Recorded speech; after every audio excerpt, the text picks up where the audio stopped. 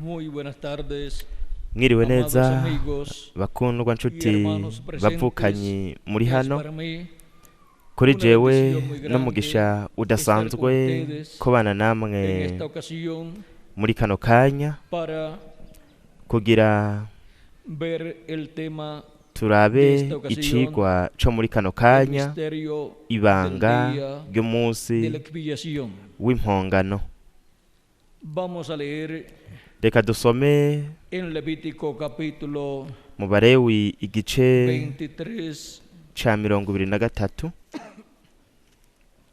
y versos 26 umurongo al wa 32, 26 kugeza ku donde dice 32 Dios al profeta aho Moisés Imana yabwiye de la umuvugishwa siguiente Mose manera. uku gukurikira. También habló Jehová a Uhoraho Moisés, abarera diciendo, Mose a los 10 días ati de umunsi este ugira mes 10 séptimo w'uko kwezi será nyene el día kw'indwi de la expiación. niwo munsi Tendréis w'impongano santa uzubabere convocación uwo y gukorana kwera, afligiréis vuestras muze almas mwame y mwibabaza ofreceréis kandi ofrenda muze muwushikanire encendida kw'ikimazi a Jehová. igitongorwa Ningún n'umuriro. trabajo haréis en Ntimuze este mugire día, igikorwa na porque es kimwe día mukora kuri uwo de munsi expiación, kuko ari umunsi para w'impongano, aho reconciliaros muzotangirwa delante de Jehová, impongano imbere vuestro yanje Dios. jewe uhoraho Imana yanyu.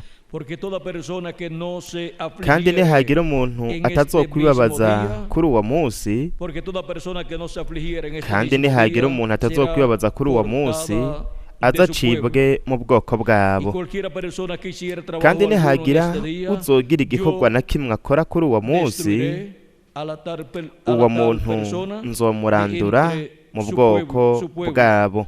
Ningún trabajo haréis. Ntimuze mugire igikorwa na kimwe mukora, iryo rize ribabere ibwirizwa ry'intahava mu ngo zanyu zose no ku runganwe rwanyu uko ruzogenda rukurikiranwa, uko ruzogenda rukurikirana.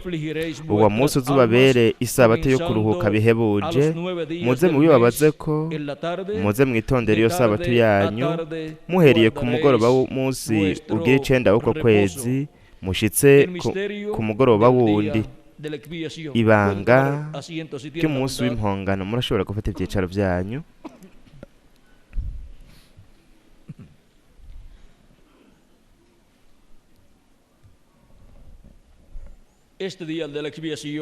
Uyu munsi w'impongano Imana yahaye ubwoko bw'Abaheburayo mu kwezi kw'indwi kwa buri mwaka, hamwe no ku munsi w'icumi w'ukwezi kw'indwi, haratangirwa Imana impongano y'isuguru y'impene, kandi umuherezi mukuru yaratanga ikimasa c'impongano, ikimasa co kwitangirira, nuko akinjira umuherezi mukuru ajanye amaraso y'impongano y'ico kimasa, impongano y'umuherezi mukuru, akagenda ahera ha cane atwaye icotero ca zahabu kiriko amakara y'umuriro, amakara yaka, hamwe n'imibavu iri ngaho nyene kuri ico cotero. Nuko akagenda agashikanira Imana iyo mpongano yiwe. Hanyuma asohotse yaragenda agafata isuguru y'impene, agatanga ikimazi c'isuguru y'impene, agafata amaraso y'iyo suguru y'impene, nuko akayajana ahera ha cane, aho agaheza agashikanira Imana, agatangira Imana impongano y'isuguru y'impene, agatanga amaraso yayo, akayatanga kw'impongano ahera ha cane imbere yo kugaragara kw'Imana. Ibyo turabibwirwa mu Balewi, Abalewi igice ca 16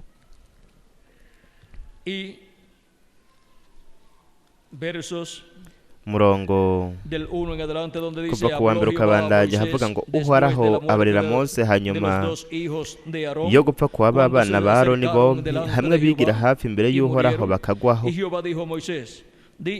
uhoraho abarira mose ati barira aroni mukuru wawe yoye kwama yinjira igihe yigombeye cose ngo aje ahera hirya ya ca gihuzu gikinze imbere ya wa mutemere wo guhongerako urumitse kuri ya sanduku hejuru kugira ngo ntapfe kuko nzoserukira kuri uwo mutemere wo guhongerako ndi muri ca gicu. Aroni ukuba ariko azogenza mu kwinjira ahera aza yabira imasa y'umukangara y'ikimazi co gutangirwa ivyaha n'imfizi y'intama y'ikimazi co konswa, yambara ya kanzu yejejwe yera derere na rya butura ryiwe ryera derere, aryambike ubwambure bwiwe, akenyeze wa mukanda wera derere, yambare na ca gitambara cera derere mu mutwe.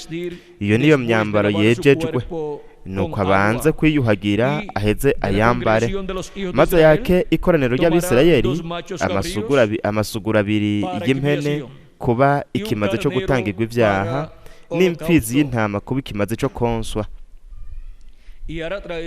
Aroni aheze yigize hafi y'amasa y'ikimazi co gutangirwa ivyaha yo kwitangira kw'impongano bo n'urugo rwiwe, maze azane za mpene zompi azihagarike imbere yanje ku muryango w'ihema ry'ibonaniro. Aroni aheze apfindire izo mpene zompi, ubupinda bumwe bwerekane iyanje, ubundi bwerekane iyo gusendwa. Maze yigize hafi iyo mpene yerekanywe n'ubupindo ko ari iyanje, ayigerere kuba ikimazi co gutangirwa ivyaha, ariko imwe yerekanywe ko ari iyo gusendwa ihagarikwe imbere yanje kidora, kugira ngo yaturirwe kw'ivyaha irungikwe kuba iyo gusendegwa mu bugaragwa. Aroni aheze yigize hafi y'amasa y'ikimazi co gutangirwa ivyaha yo kwitangira no kwitangira kw'impongano bo n'urugo rwiwe, akerere iyo masa y'ikimazi c'ivyaha yitangiriye, yabira icotero, acuzuza amakara y'umuriro akuye ku gicaniro aho nyene imbere yanje, agende yujuje amashi imibavu iseye igogoye y'ibintu bimoga, avyinjiza hirya ya ca gihuzu, ni ukuvuga ngo ahera ha cane. Iyo mibavu ayishire kuri uwo muriro aho nyene imbere yanje, kugira ngo umwotsi w'iyo mibavu utwikire wa mutemere wo guhongerako uri hejuru ya vya bishinge naye, kugira ngo ntapfe. Kandi yabire ku maraso ya yamasa ayacucagiza urutoke kuri uwo mutemere wo guhongerako ku ruhande rw'iburasirazuba, ate ko yacucagize urutoke nyene imbere y'iyo ntebe ibetangabondwi. Aheze akerere ya mpene y'ikimazi co gutangirwa ivyaha vy'abantu, yinjirane amaraso yayo hirya ya ca gihuzu, yinjirana amaraso yayo hirya ya ca gihuzu, ayagenze nk'uko yagenjeje amaraso ya yamasa, ayacucagire kuri wa mutemere wo guhongerako ubona imbere yawo. Uko niko azoba atangiye ahera impongano kubw'ubuhumane bw'Abisirayeli no kubw'ibicumuro vyabo n'ivyaha vyabo vyose, kandi abariko agirira n'iryo hema, kandi abariko agirira n'ihema ry'ibonaniro riri hagati yabo mu buhumane bwabo. Ntihazagire umuntu n'umwe agera mu ihema ry'ibonaniro igihe Aroni yinjira ahera kuhatangira impongano, gushitsa hazoba asohokeye amaze kwitangira impongano bwiwe bo n'urugo rwiwe no kuyitangira ishengero ryose ry'Abisirayeli. Nuko asohotse aheza aje ku gicaniro aho nyene imbere yanje, agitangirira impongano, yabire ku maraso ya yamasa no ku ya yampene, ayasige ku mahembe y'ico gicaniro impande zose. Aheze agicucagire kwayo maraso n'urutoke rwiwe ibetangabondwi, agihumanure acetse kugira ngo kive ko buhumane bw'Abisirayeli. Niyaheza gutangira ahera impongano bo n'ihema ry'ibonaniro n'igicaniro, aheze yigize hafi ya mpene kidora, ubwo Aroni aheze arambika ibiganza vyiwe vyompi mu ruhanga rw'iyo mpene idora, ayaturire ko ibigabitanyo vy'Abisirayeli vyose n'ibicumuro vyabo vyose n'ivyaha vyabo vyose, abiremeke mu ruhanga rw'iyo mpene, ayihe umuntu yari yibangekanije ayijane mu bugaragwa. Iyo mpene igende yikoreye ibigabitanyo vyabo vyose, ibijane ahataba abantu, uwo muntu ayishiburire mu bugaragwa. Rero Vean todo este ritual. mwumve ino migenzo yose yakogwa mu bwoko bw'Eheburayo ku munsi w'impongano, Y tenía que ser hecho conforme kandi a como Dios le vyategerezwa ordenó gukorwa nk'uko Imana yari yabitegetse por ubwoko mano bw'Eheburayo del profeta Moisés. biciye mu mvugishwa n'Imana Para Mose, así kugira ngo bityo ser reconciliado el pueblo kugira ngo hebreo bityo con Dios. ubwoko bw'Eheburayo Y esto se hacía bwuzure n'Imana, año kandi ivyo vyakorwa en medio buri del pueblo mwaka hebreo, bigakorwa en el mu bwoko templo bw'Eheburayo mu ngoro estaba en yari medio iri hariya mu bwoko bw'Eheburayo. Primero ellos subieron al templo ubwa que mbere bo construyó Moisés, bari el bafise tabernáculo ingoro yubatswe hecho na de Mose, pieles, ihema yubatswe luego n'insato. el pueblo Hanyuma hebreo de Jerusalén tuvo ubwoko el bw'Eheburayo templo Yerusalemu bwagize que ingoro, construyó Salomón. ingoro yubatswe Y luego, na Salomo. cuando fue Hanyuma destruido el templo de igihe Salomón, ingoro ya Salomo fue reconstruido de yasamburwa nuevo, yarongeye y así, irasanurwa, por nuko diferentes bityo ocasiones mu nshuro en que zitandukanye destruyó el templo en Jerusalén, ubwo iyo ngoro y'i Yerusalemu fue reconstruido. Y el yasamburwa pueblo hebreo yaciye yongera igasanurwa. ofreció a Dios Abaheburayo rero bashikanira ritual, Imana este rito bashikanira de Imana expiación, uno mugenzo conforme w'impongano a lo establecido por nk'uko Dios Imana yari a través yarabigenye del profeta Moisés. biciye mu mvugishwa n'Imana Sin Mose. efectuar esto que Dios le ordenó al profeta Batakoze Moisés, ivyo Imana yari yategetse Para el pueblo umuvugishwa hebreo, n'Imana Mose, la ku bendición bw'ubwoko de Dios no venía sobre bw'Eheburayo, el pueblo hebreo, sino umugisha w'Imana ntiwoza el ku juicio bwoko divino, bw'Eheburayo, sino hacían ahubwo conforme haza ibihano a lo vy'Imana mu establecido por gihe Dios bataba bikoze al nk'uko pueblo vyashinzwe hebreo. n'Imana San ibigenera Pablo ubwoko hablando bw'Abaheburayo. Pawulo ariko misterio, aratubwira kuri rino banga en el capítulo 9 del mu libro gice de los c'icenda mu Hebreos gitabo nos dice, c'Abaheburayo ahora aratubwira ngo bien, nuko rero isezerano rya mbere nuko rero isezerano rya mbere naryo ryarimwo ibirongori vy'ubuherezi rifise n'ahera ariko ho muri iyi si, kuko hari ihema ryiteguwe mu ryo hino harimwo ibitereko kw'amatara n'ameza n'imitsima y'ibiterekerwa y'amakuriyo, iryo ryitwa ahera. Kandi hirya y'igihuzu ca kabiri gikinze hari ihema ryitwa ahera cane, harimwo igicaniro co kosereza kw'imibavu. Iki ni igicaniro co kosereza kw'imibavu umuherezi mukuru yuzuza amakara y'umuriro akuye ku gicaniro cari kiri imbere y'ahera, cari kiri ahera imbere kw'irembo winjira ahera ha cane. Kandi aho kuri ico gicaniro co kosereza kw'imibavu, ico gicaniro cari kiri ngaho, turabona yuko Aroni niho yakura amakara yaka, nuko akayashira ku cotero aho hamwe n'ico cotero hamwe n'imibavu yaba yashizwe muri ico cotero, haca haduga ico gicu c'umwotsi hamwe n'akamoto k'iyo mibavu. Ico gicu kikaduga imbere yo kugaragara kw'Imana ahera ha cane. Rero mwumve, murumva ko Imana ku bwoko bw'Eheburayo yabahaye ano mabwirizwa n'ivyagezwe, kandi muri ano mabwirizwa n'ivyagezwe Imana yahaye ubwoko bw'Eheburayo, Imana yariko iragereranya canke ishushanya ivy'Imana izokora mu mugambi wayo. Iyi minsi mikuru yose ubwoko bw'Eheburayo bwahimbaza, ino minsi mikuru ndwi yose ni ishusho n'ingero y'igikorwa Imana yari kuzokora uko igihe cari kuzogenda kirahera. Nk'akarorero, turafise umunsi mukuru, umunsi mukuru wa Pasika, ari wo washikijwe hariya mu mugambi w'Imana. Uwo washushanya ikimaze ca Kristo ku musaraba i Kaluvariyo. Mutagatifu Pawulo rero aratubwira yuko Pasika yacu ari inde? Ari Kristo.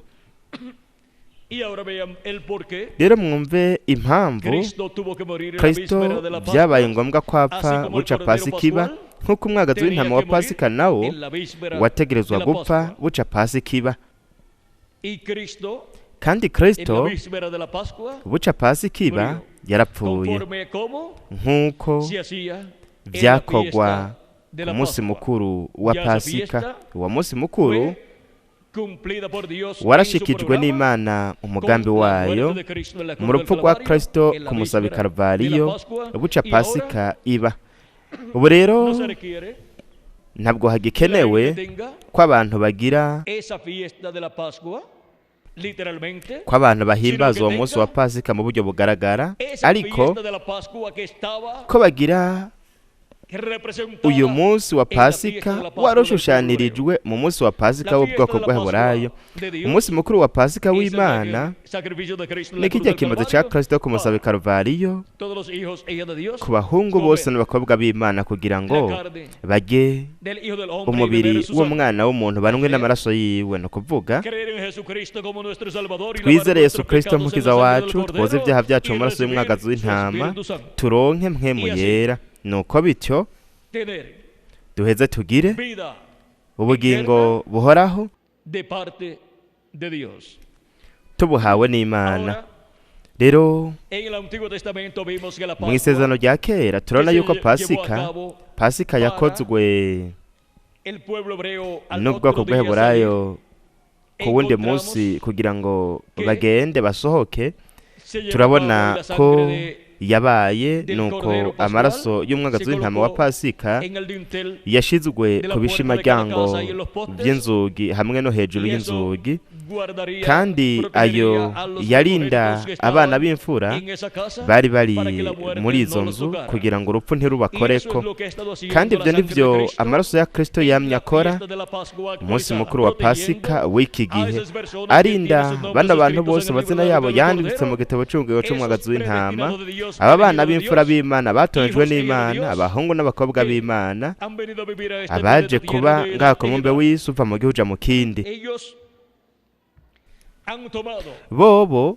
la sangre del Cordero y la han barafashe aplicado amaraso y'umwagazi en sus w'intama almas, a sus almas, bayasiga mu bugingo y eso bwabo les mu bugingo protege bwabo kandi de la yarabarinda muerte akabarinda espiritual y por urupfu rwo mu buryo consiguiente les bw'impwemu mu protege yandi majambo de la muerte arabarinda eterna urupfu en el ruhoraho lago de fuego. mu itanure ry'umuriro Digo muerte eterna mvuze nti porque urupfu ruhoraho será kuko para siempre esa segunda muerte. urwo rupfu rwa kabiri Nadie se ruzoba podrá levantar urw'ibihe bidashira de nta esa n'umwe segunda muerte. azoshobora guhaguruka Y ngo ave ahora mw'urwo rupfu rwa kabiri azuke rero Encontramos que también la iglesia turabona del yuko Señor kandi Jesucristo byongeye como ishengero cuerpo ry'umwami místico yesu de kristo creyentes nk'umubiri w'ibanga w'abizera tiene rifise el Cordero Pascual umwagazi w'intama wa y tiene la pasika sangre del Cordero kandi aplicada rirafise amaraso y'umwagazi w'intama y por eso asizwe nico gituma está comiendo la palabra de Dios, se está bariko comiendo a bararya Cristo de ijambo edad en edad, ry'imana bariko bararya al comer kristo ese uva mu mensaje gihugu uja del mu kindi Evangelio mu kurya de la ubutumwa gracia bw'inkuru nziza y y'ubuntu tener nuko el mensaje del Evangelio de la bakagira gracia ubutumwa bw'inkuru nziza dentro y'ubuntu de ella, imbere dentro muri de bo la iglesia imbere muri iryo del shengero imbere Señor mu ishengero ry'umwami Jesucristo. yesu kristo Y así nuko bityo tener a Cristo dentro rigaheza rikagira kristo ari imbere en sus muri ryo vidas, mu buzima bwabo umuntu ku giti ciwe hamwe no mu buzima bw'ishengero ry'umwami yesu kristo nk'umubiri w'ibanga w'abizera Cristo kristo ha estado manifestado en su iglesia yamye de la agaragariye Trinidad mu ishengero ry'uva mu gihugu mu kindi biciye mu bamarayika ntumwa ba buri gihe akora igikorwa ciwe gihwanye na buri gihe y ahora rero vean que murumva ko así como nk'uko hubo una habaye comida para comer indya zo gufungura muri buri nzu que tenía el Cordero Pascual, yari irimwo umwagazi w'intama wa pasika encontramos que en la casa de Dios, turabona la yuko mu iglesia nzu del Señor y'imana mu Jesucristo, ishengero ry'umwami yesu kristo ha estado Cristo, ariho el kristo Cordero yamye ari Pascual, umwagazi y w'intama wa nosotros pasika estamos comiendo a Cristo kandi de natwe edad twamye en tujya edad. kuri kristo en una uva mu gihugu uja mu kindi mu buryo espiritual. bw'impwemu Y así nuko aquí bityo estamos siendo protegidos los escogidos de Dios, hamye harindwa siendo abatorejwe colocados en la n'imana casa bagashigwa que mu tiene nzu en sus postes iyi iriko igisizeko ku bishimaryango hamwe no ku nzugi iyisizeko amaraso ya yesu kristo y así es para cada uko niko rero individuo biri también. kuri buri muntu ku giti En la casa ciwe de Dios ha estado mu Cristo nzu en el Espíritu y'imana Santo niho manifestado kristo en edad, yamye ari muri mpwemu yera agaragariye uva mu y gihugu uja estaba mu bendiciendo kindi su pueblo, kandi yamye y su pueblo ahezagira estaba siendo abantu alimentado abantu biwe nabo fielmente por el Señor, bamye fiel prudente de bagaburirwa cada etapa, n'umushumba y wo así es kwizigwa como w'ubwenge nos wa hemos buri estado gihe comiendo a uko niko Cristo rero natwe twamye de tujya edad kuri kristo en edad. uva mu gihugu uja mu kindi Cristo era el verbo, kristo la yari palabra, ijambo y sigue ijambo siendo el verbo, kandi la akomeza palabra. kuba ijambo Y cuando nos ijambo comemos kandi iyo turiye ku ijambo rya Kristo tuba turiko turajya mu buryo bw'impwemu turya Yesu Kristo. Yaravuze ngo uwutarya umubiri wanje ngo ntanwe n'amaraso yanje ntagira ubuzima buguma muri we. Rero turumvise ko yaba Pasika yahimbazwa n'ubwoko bw'Abaheburayo kugira ngo hanyuma basohoke bave muri Egiputa, bave mu buja bwo muri Egiputa. Ni ishusho n'ingero y'urupfu rwa Kristo ku musaraba i Karuvariyo. Kristo niwe iyo Pasika, iyo yashushanijwe muri irya Pasika y'ubwoko bw'Abaheburayo kugira ngo bave mu buja. Rero biciye muri Kristo Pasika yacu turava mu buja, nuko tukaronka mpwemu wa Kristo, tukaronka impwemu yo kuduhindura abana b'Imana. Si mpwemu y'ubuja, ahubwo ni mpwemu ya Kristo, mpwemu yo kutugira abana b'Imana kugira ngo ntitube tukiri abaja, ntitube tukiri abagurano, ahubwo twidegemvye. Rero byongeye kandi na Pasika ubwoko bw'Abaheburayo hanyuma bwahimbarije mu bugaragwa, ariyo yahimbazwa mu gihe baba ariko barahimbaza ya Pasika ya mbere. Hanyuma igihe binjirana no mu gihugu c'isezerano, naho nyene barahimbaza iyo Pasika kwizo tariki nyene. Mwumve gene ivyo vyari ishusho n'ingero ya Kristo Pasika wacu apfa ku musaraba i Karuvariyo, kandi agashigwa Kristo Pasika yacu agashigwa mu kiringo gishasha, nuko agashigwa mu nzu y'Imana, ariryo shengero ry'Umwami Yesu Kristo. Rero vyongeye umunsi mukuru w'umushuzo washikanirwa Imana, tuna yuko uwo munsi mukuru washikijwe igihe Yesu Kristo yazuka. Aho uwo munsi mukuru niho wari kurashikirizwa. Hanyuma umunsi mukuru w'umunsi wa Pentekoti, nyuma y'iminsi 40 Kristo amaze kuduga mu ijuru, turabona ko haje mpwemu wa Kristo ku bantu 120, kandi aho hariko harashitswa umunsi mukuru w'umunsi wa Pentekoti ubwoko bw'Abaheburayo bwahimbaza buri gihe, igihe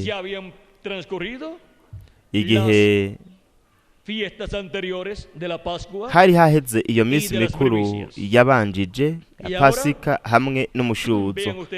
Rero mwumve namwe ingene uno munsi mukuru wahimbazwa ku munsi wa 50 uharuye, uhereye igihe umwagazi w'intama wa Pasika waba wafunguwe, ufungurirwa hagati mu bwoko bw'Abaheburayo. Ni ukuvuga ngo baharura bahereye ku munsi wa Pasika kugeza ku munsi wa 50. Umunsi wa 50, ku munsi wa 50 niho baca bahimbaza uwo munsi mukuru wa Pentekoti. Kandi uwo munsi mukuru washushanya ibyabaye ku munsi wa Pentekoti igihe abantu 120 buzuzwa mpwemu yera, kandi Imana yaragaragaye ngaho iri gihezagira abo bizera Yesu Kristo bari bakurikiye umukundwa wacu Umwami Yesu Kristo. Ninde yahamagaye akegeranya, ninde yegeranije abatoranijwe bari kuzoronka mpwemu yera ku munsi wa Pentekoti? Ni Yesu Kristo ubwiwe. Ivyo mubizirikane, kuko mu mwanya runaka turaza kubikenera. Rero Kristo nyuma yo kuduga mu ijuru na nyuma yo kumanuka mpwemu yera kumanuka ku bantu 120, twamye tuba muri kano gahe kagufi aho Kristo yamye agaragariye mu ishengero ryiwe muri zino ntambuko ndwi canke mu bihendwe by'ishengero ry'abanyamahanga vyamaze guhera, kandi yamye ahamagara yegeranya abatorejwe biwe uva mu gihe en edad. uja mu kindi. ¿Y qué ha estado sucediendo? None n'igiki camye kiba Espiritualmente, mu buryo bw'impwemu, espiritualmente, mu buryo entiendo, bw'impwemu mu se ha bitahure, estado llevando a cabo la fiesta hamye hahimbazwa umunsi mukuru w'insago. espiritualmente hablando. Aho tubivuze mu buryo bw'impwemu, O sea, ni ukuvuga que ko de etapa en etapa, uva mu ntambo kuja mu yindi, el pueblo de Dios ha estado ihanga moviéndose de edad ry'Imana en edad. ryamye rigendagenda uva mu Y gihe uja ahora? mu kindi. Rero Para el día postrero, ku munsi wa nyuma naho, esta fiesta también, uyu munsi mukuru nyene espiritualmente vyongeye, hablando, turiko turavuga mu fue buryo bw'impwemu, manifestada en ariko la séptima etapa o edad de la iglesia waragaragajwe Pero mu esta ntambo fiesta kw'indwi canke tiene mu que gihe ser c'indwi manifestada de una c'abanyamahanga, forma ariko no más munsi amplia. mukuru utegerezwa kugaragazwa mu buryo bugaragara Y esa neza, fiesta de mu los buryo tabernáculos bwuzuye. Kandi no munsi mukuru habla w'insago del utubwira glorioso reino milenial ku de nganji nuestro y'ubwiza amado y'imyaka Señor igihumbi y'umukundwa Jesucristo. wacu mwami Yesu Kristo. Ahí es donde se Aho cumplirá niho plenamente hazoshikirizwa mu y mwuzuro, donde niho uwo munsi mukuru uzoshikirizwa mu tendremos mwuzuro, kandi el significado ni naho pleno tuzogira siendo cumplido de lo que insiguro fue esta yuzuye fiesta de los tabernáculos en y'icabaye medio uno munsi del mukuru pueblo hebreo. w'insago hagati mu bwoko bw'Abaheburayo. También tenemos, Ndetse kandi turafise, miren ustedes, mwitegereze namwe, la sexta fiesta es la umunsi fiesta. mukuru wa gatandatu ni umunsi Aquí le mukuru pasé por encima ngaha ndirengagije a la fiesta de las trompetas y a aha la fiesta barengeje umunsi mukuru w'inzamba la hamwe n'umunsi creación. mukuru w'impongano barayisimbye. la fiesta de las trompetas, Umunsi mukuru w'inzamba, la fiesta de las trompetas umunsi mukuru w'inzamba corresponde al pueblo hebreo, ujanye n'ubwoko Donde bw'Eburayo, aho Imana llama ihamagara y junta en medio del pueblo hebreo, en medio de ikegeraniriza Israel, mu bwoko bw'Eburayo muri a todos Isirayeli sus miembros del pueblo hebreo, abagize ubwoko bw'Eburayo bose, ni ukuvuga abo amazina yabo yanditswe mu gitabo cy'ubugabo cy'umwagazi w'intama, los ha ido llamando. kandi yagiye Y en el día irabahamagara. postrero Ku munsi wa nyuma naho suena la última trompeta, haravuga inzamba ya en nyuma, donde aho con el sonido de la última trompeta mu ijwi ry'ino nzamba ya se nyuma cumple la fiesta de las trompetas, hashitswa umunsi en mukuru donde Dios w'inzamba, le habla al pueblo aho hebreo, Imana iganiriza y ubwoko bw'Eburayo. donde Dios Nuko ni naho tendrá kandi Imana izogira los 144,000 ibihumbi hebreos ijana na allí mirongo ine na bine by'Abaheburayo hariya mu gihugu cabo, kugira ngo a Cristo para bakire recibir Kristo, la kugira ngo segunda venida de bakire Cristo ukuza kwa kabiri kwa como el Kristo Rey nk'umwami de reyes y señor de w'abami señores, n'uganza para abaganza, sentarse kugira ngo en el yicare trono ku ntebe y'ubwami David. ya Dawidi. También tenemos Vyongeye kandi turafise la fiesta de la expiación. n'umunsi mukuru w'impongano. Esta fiesta de la expiación se Uwo munsi cumplió en mukuru Cristo, w'impongano washikirijwe muri porque Kristo, Él es nuestra kuko we expiación. niwe mpongano Él es yacu, su expiación para la iglesia, niwe mpongano kw'ishengero, para su iglesia, kw'ishengero y ryiwe. ahora para el pueblo hebreo. Rero Vean ku bwoko ustedes, bw'Eburayo naho Cristo es la itegereze expiación Kristo también. naho nyene n'impongano.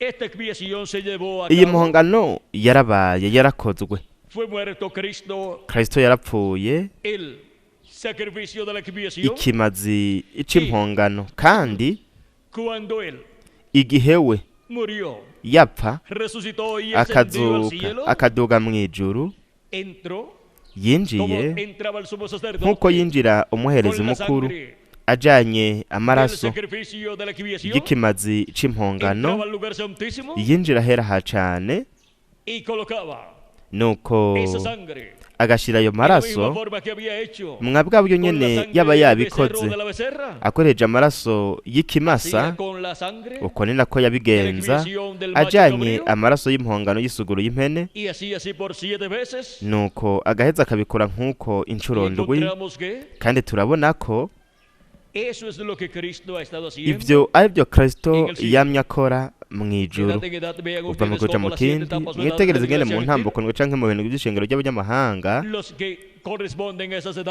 abagenewe ibyo bihe by'ishengero bamye bacungurwa n'amaraso ya Yesu Kristo, kandi turabona yuko ishengero rya Yesu Kristo ricungurwa n'amaraso ya Yesu Kristo, amaraso y'impongano. Ariko murabona ko ukuzura n'Imana k'ubwoko bw'Aburayo ntikwaba hatararangira ico gikorwa c'umuherezi mukuru ahera ha cane. Turabona ko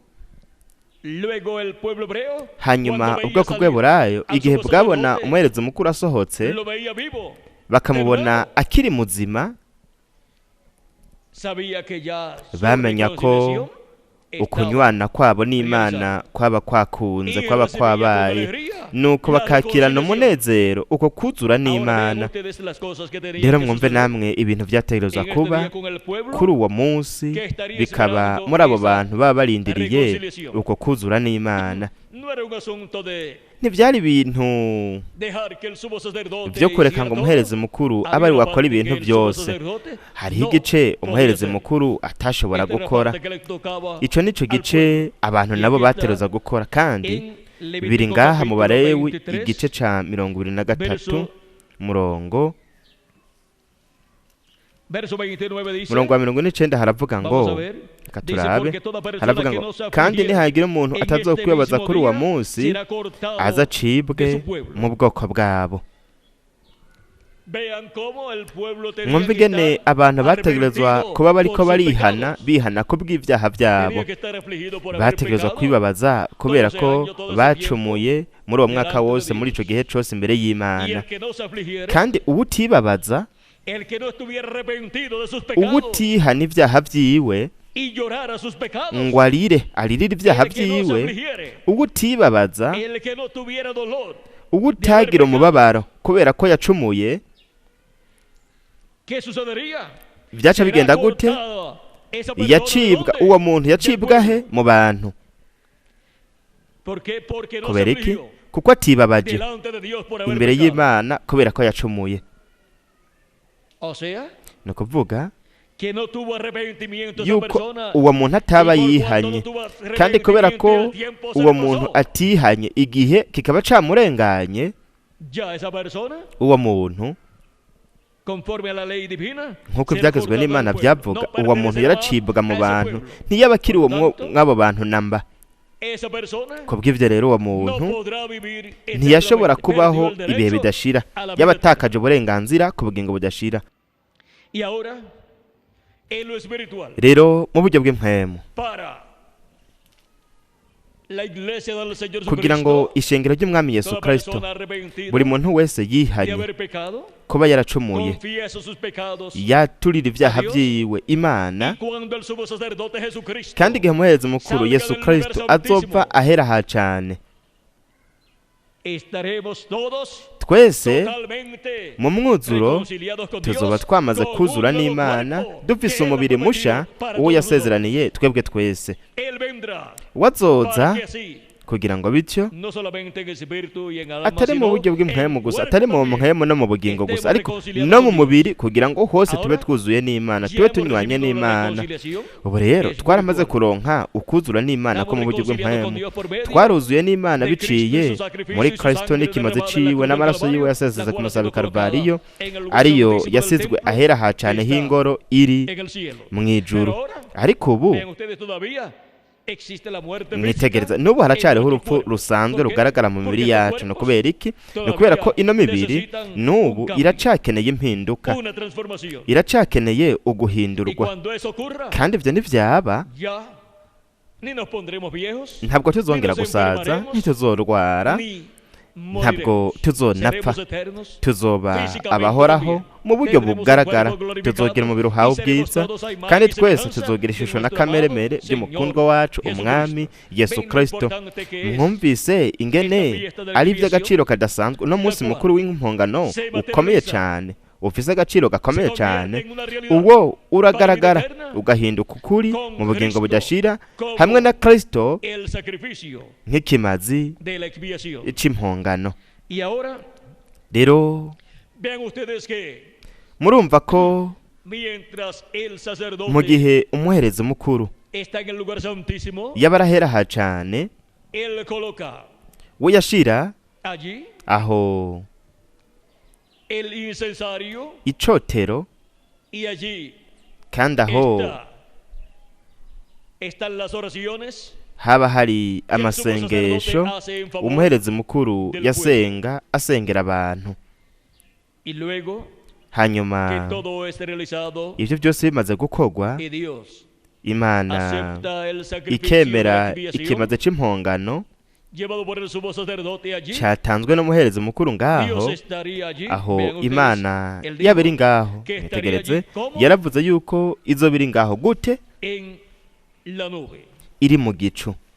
En el capítulo 16 mu gice ca 16 es que dice niho havuga de Levítico, mu Balewi, es que él dice niho en el havuga capítulo mu 16 gice ca verso 16 2, umurongo wa dice kabiri Jehová dijo a haravuga ngo Moisés, uhoraho "Di a abarera Aarón, Mose tu hermano, uti que barira no Aroni en todo mukuru tiempo wawe entre yoyo en el kwama yinjira igihe santuario yigomeye detrás del cose ngo aje velo, ahera delante hirya del ca gihuzu propiciatorio gikinze que está sobre el imbere arca, ya wa mutemere para wo que no guhongerako muera, urumitse kuri porque ya yo sanduku hejuru apareceré kugira ngo en la ntapfe nube kuko sobre nzoserukira kuri uwo el mutemere wo propiciatorio. guhongerako ndi muri ca gicu. ¿Dónde aparecería la Mbega nube? ni he Sobre igicu el cagaragarira propiciatorio ni en ku el lugar mutemere wo santísimo. guhongerako Por tanto, no podían ahera entrar ha allí cane. en Kubw'ivyo todo rero tiempo, ntiyashobora solamente kwinjira el día ngaho igihe de la cose expiación. yigombeye yinjiriye gusa ku munsi w'impongano kandi Con sangre, la sangre ajanye amaraso de la expiación amaraso y'impongano Ahora vean cómo en Hebreos ajanye n'aho hantu nyene. Rero mwumva ingene no mu Baheburayo mutagatifu Pawulo esa revelación yarose kuno allí, y guhishurirwa nos dice, aho aratubwira tras el segundo velo, Hebreos capítulo Abaheburayo igice 9 verso 13 c'icenda en umurongo wa adelante gatatu dice, kabandanya haravuga ngo tras el segundo velo kandi hirya y'igihuzu ca tras el kabiri segundo gikinze velo hirya y'igihuzu ca estaba kabiri gikinze la parte del tabernáculo hari ihema llamada ryitwa el lugar santísimo, ahera cane, el cual tenía un incensario de oro, harimwo igicaniro y co el arca koserezwa del ku pacto mibavu cubierta de cakozwe oro mu por izahabu, todas partes, harimwo en la n'isanduku cual y'isezerano yometswe kw'izahabu impande estaba zose, en la que irimwo estaba una urna de irimwo oro que urwabya contenía el maná, rw'izahabu la rurimwo vara de Aarón manu, que reverdeció, irimwo na y ya las nkoni ya tablas Aroni del yashurika pacto, na vya bisate y vy'amabuye sobre vyanditswe ella los kw'isezerano. querubines Kandi de hejuru gloria yayo que hari cubrían abakerubi el b'ubwiza bateye propiciatorio, igitutu de umutemere las wo cuales guhongerako. cosas no se puede Ivyo ahora hablar ntidyoshobora kubidonda en kimwe detalle. kimwe nonaha. Y ahora vean que el templo Rero murumva yuko ingoro estaba en la tierra, construido por Moisés, y luego yari iri el ku otro que isi construyó Salomón. yubatswe na Mose hamwe na ya yindi yubakwa na Salomo zishushanya ingoro iri mu ijuru. Y así como el templo Kandi terrenal nk'uko mu ngoro yo ku isi se llevaba a cabo hakorwa esa obra, ico en gikorwa, donde hakorerwa entraba ico el sumo gikorwa sacerdote con la sangre aho umuherezi mukuru yinjira del macho ajanye cabrío. amaraso El y'isuguru macho cabrío, y'impene. vean ustedes, Isuguru era y'impene mwitegereze sacrificado ¿dónde? yatangirwa En hehe el atrio. mu gice co hanze Pero el sumo mw'ibaraza, sacerdote llevaba ariko la umuherezi sangre mukuru yajana del amaraso macho cabrío y'isuguru al y'impene lugar santísimo y la akayajana colocaba ahera hacana sobre el akayashira propiciatorio. ku mutemere wo Y el guhongerako. Cordero de Dios, Kandi que umwagazi también w'intama es el macho w'Imana cabrío de la expiación, nawe nyene ariyo Jesucristo sukuru y'imene murió acá en y'impongano. la Yesu tierra, Kristo nawe nyene pero su yapfiriye ngaha sangre ku él la isi, llevó ariko al amaraso cielo, yiwe al yajanye lugar mu ijuru ahera ha y cane. entró allí y Nuko colocó yinjira allí ngaho ashira su ngaho sangre amaraso sobre el yiwe propiciatorio. ku mutemere wo guhongerako. Ahora podemos ver cómo Rero estamos turashobora nosotros kubona acá ingene en el natwe atrio, turi ngaha en mw'ibaraza esta mu tierra, gice mu donde gice el co hanze Cordero ngaha ku isi, y el aho umwagazi y el macho w'intama cabrío hamwe que n'isuguru representan a y'impene Jesucristo bishushanya fue Kristo sacrificado. aho zatangiwe kw'ikimazi. Y ahora Rero vean ustedes cómo Cristo mwumve namwe ingene Kristo pasa hasta el lugar santísimo. aja aho San hera Pablo ha cane. explica Mutagatifu esto Pawulo ivyo aquí arabisigura diciéndonos, ngaha arabitubwira. y así dispuestas estas cosas en la primera parte del nuko ivyo tabernáculo vyateguwe bityo entre los abahereza na sacerdotes ntaryo bama binjira mu ihema ryo hino los kugira ngo oficios bashitse ivy'ubuherezi. Pero en la segunda parte, solo el sumo sacerdote Ariko mu rya una kabiri vez al hinjiramwo año, umuherezi no sin mukuru sangre, wenyene la cual ofrece rimwe por gusa sí mismo uko umwaka y por los utashe, pecados de ariko ignorancia ntiyinjiremwo atajanye amaraso del yo pueblo. kwitangira no gutangira ubuzimuzimo Por sí mismo, bw'abantu, pues, yitangira wenyene ofrecía la ubwiwe sangre de la kuko becerra, yatanga amaraso que era y'ikimasa, sacrificada ikimasa caba por el catanzwe sumo sacerdote kubw'umuherezi mukuru, gitangwa su n'umuherezi casa, mukuru hamwe y n'urugo luego rwiwe. que llevaba a Hanyuma cabo amaze gukora esa labor allí en el ico lugar gikorwa santísimo, de ngaho llevar la ahera ha sangre cane, amaze kujana amaraso por él y por su yo kwitangira hamwe n'urugo Luego, rwiwe, hanyuma salía yarasohoka y llevaba nuko la akajana sangre amaraso del macho cabrío. y'isuguru y'impene. Luego llevaba la sangre del macho cabrío hanyuma ajanye amaraso y'isuguru y'impene y la ofrecía por el nuko pueblo yaca atangira para la abantu, reconciliación yaca atangira imponga del pueblo n'abantu con Dios. kugira ngo abantu nabo buzure n'Imana. Pero en la segunda parte solo el sumo ariko mu sacerdote rya una kabiri vez. hinjiramwo umuherezi mukuru wenyene rimwe gusa. Vamos a ver. Katurabe Y así dispuestas estas cosas, nuko en la ibyo primera byateguwe parte del bityo tabernáculo, abaherezi na entran los ntaryo bama binjira mu ihema ryo continuamente para hino cumplir los kugira ngo oficios bashitse del ivy'ubuherezi. culto, pero en la segunda ariko mu rya parte, kabiri solo el hinjiramwo sumo umuherezi sacerdote mukuru una vez wenyene al año, rimwe gusa no sin uko umwaka sangre, utashe, la cual ofrece por ariko sí ntiyinjiramwo mismo atajanye y por amaraso yo los pecados de kwitangira no ignorancia gutangira del ubuzimuzimo pueblo, bw'abantu. dando a entender el Espíritu mpemu Santo, yera amenyekanisha atyo dando el Espíritu Santo a entender mpemu yera con amenyekanisha esto que atyo aún no se yuko había inzira manifestado ija el hera camino cane itari al lugar bwerekanwe santísimo, ihema entre rya tanto que la mbere primera parte del rikiriho. tabernáculo estuviese en pie, lo cual es símbolo para el tiempo presente. niryo kigereranyo c'igihe ca none. rero murumva yuko ibintu byose byari biri mu ngoro Son simbólicas, o sea, ari representan ibishushanyo, ni cosas ukuvuga ngo bishushanya ibintu que Dios Imana tendría y llevaría a cabo yari en su kuzogira programa, ikazokoresha mu mugambi lo wayo. cual es símbolo del tiempo presente, según niryo kigereranyo el c'igihe cual ca none. se presentan ofrendas y abakurikira sacrificios que no ivyagezwe pueden ofrecer, byaryo que no pueden ser bashikana perfectos amashikanwa en bagatanga cuanto a la ibimazi, conciencia al que ariko practica ese culto. ku ruhande rw'ijwi ryo mu No mutima podía ntibishobora ser gutunganya perfectos a usenga. los que ni practicaban ukuvuga ese ngo culto, ntabwo porque- bishobora gutunganya porque uwusenga aquello era el tipo y kuko figura. bijya byari ishusho n'ingero, Ya que consiste solo de kuko comidas ivyo y bebidas, hamwe n'ivy'ivyo de kurya diversas n'ivyo kunywa abluciones n'ivyo y kwiyuhagira ordenanzas acerca de la carne, be no koza impuestas by'uburyo hasta el tiempo bwinshi, reformar ari amabwirizwa yo mu las buryo cosas. bw'abantu gusa byashinzwe gushitsa igihe cyo gutunganywa. ariko Kristo amaze kuza, umuherezi mukuru w'ivyiza bizoza aca mu ihema rirusha rya rindi kuba irihambaye n'iritunganye rwose, ritakozwe n'intoke, risobanurwa ngo ritari iryo mu vyaremwe vy'ubu. kandi amaraso y'impene canka y'amashuri siyo yamushikanya ahera cane, ariko yahashikanywe n'ayiwe maraso rimwe gusa, yironkeye ugucungura kw'ibihe bidashira. yinjiye ahera ha cane hari mu ijuru, yinjiranye amaraso yiwe bwite, amaze kuturonkera natwe ubucunguzi buhoraho, agakiza gahoraho, hamwe n'ukuzura n'Imana kuri twebwe, kuzura n'Imana kuri twebwe. Ibyo nibyo Kristo yarose igihe yaduga mu ijuru, nuko akarenguka nk'umuherezi mukuru ajanye amaraso yiwe bwite, ariyo yasesetse ku musaraba i Kaluvariyo. nuko bityo mwumve ingene ibanga ry'umunsi w'impongano rigaragara, rikagaragarira mu kimazi ca Kristo, kandi ku munsi wa nyuma Kristo nk'uko yasohoka umuherezi mukuru akava ahera ha cane yamaze gukora igikorwa ciwe cose, Kristo nawe azosohoka ku munsi wa nyuma amaze gukora igikorwa ciwe cose, amaze gutanga impongano, amaze kuvuganira umwe wese mu bagize umubiri w'ibanga w'abizera ndetse n'ubwoko bw'abaheburayo. kandi Kristo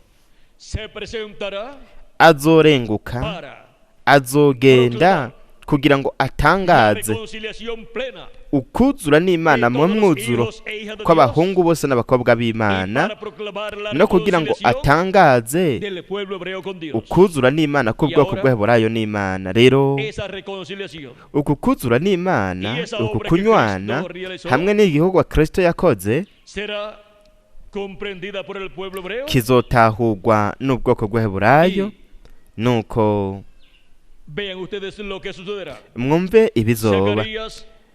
Zekariya mu gice ca 12 mu gitabo ciwe aratubwira ikintu c'ingirakamaro cane, ko ikintu kizoba mu bwoko bw'Abaheburayo.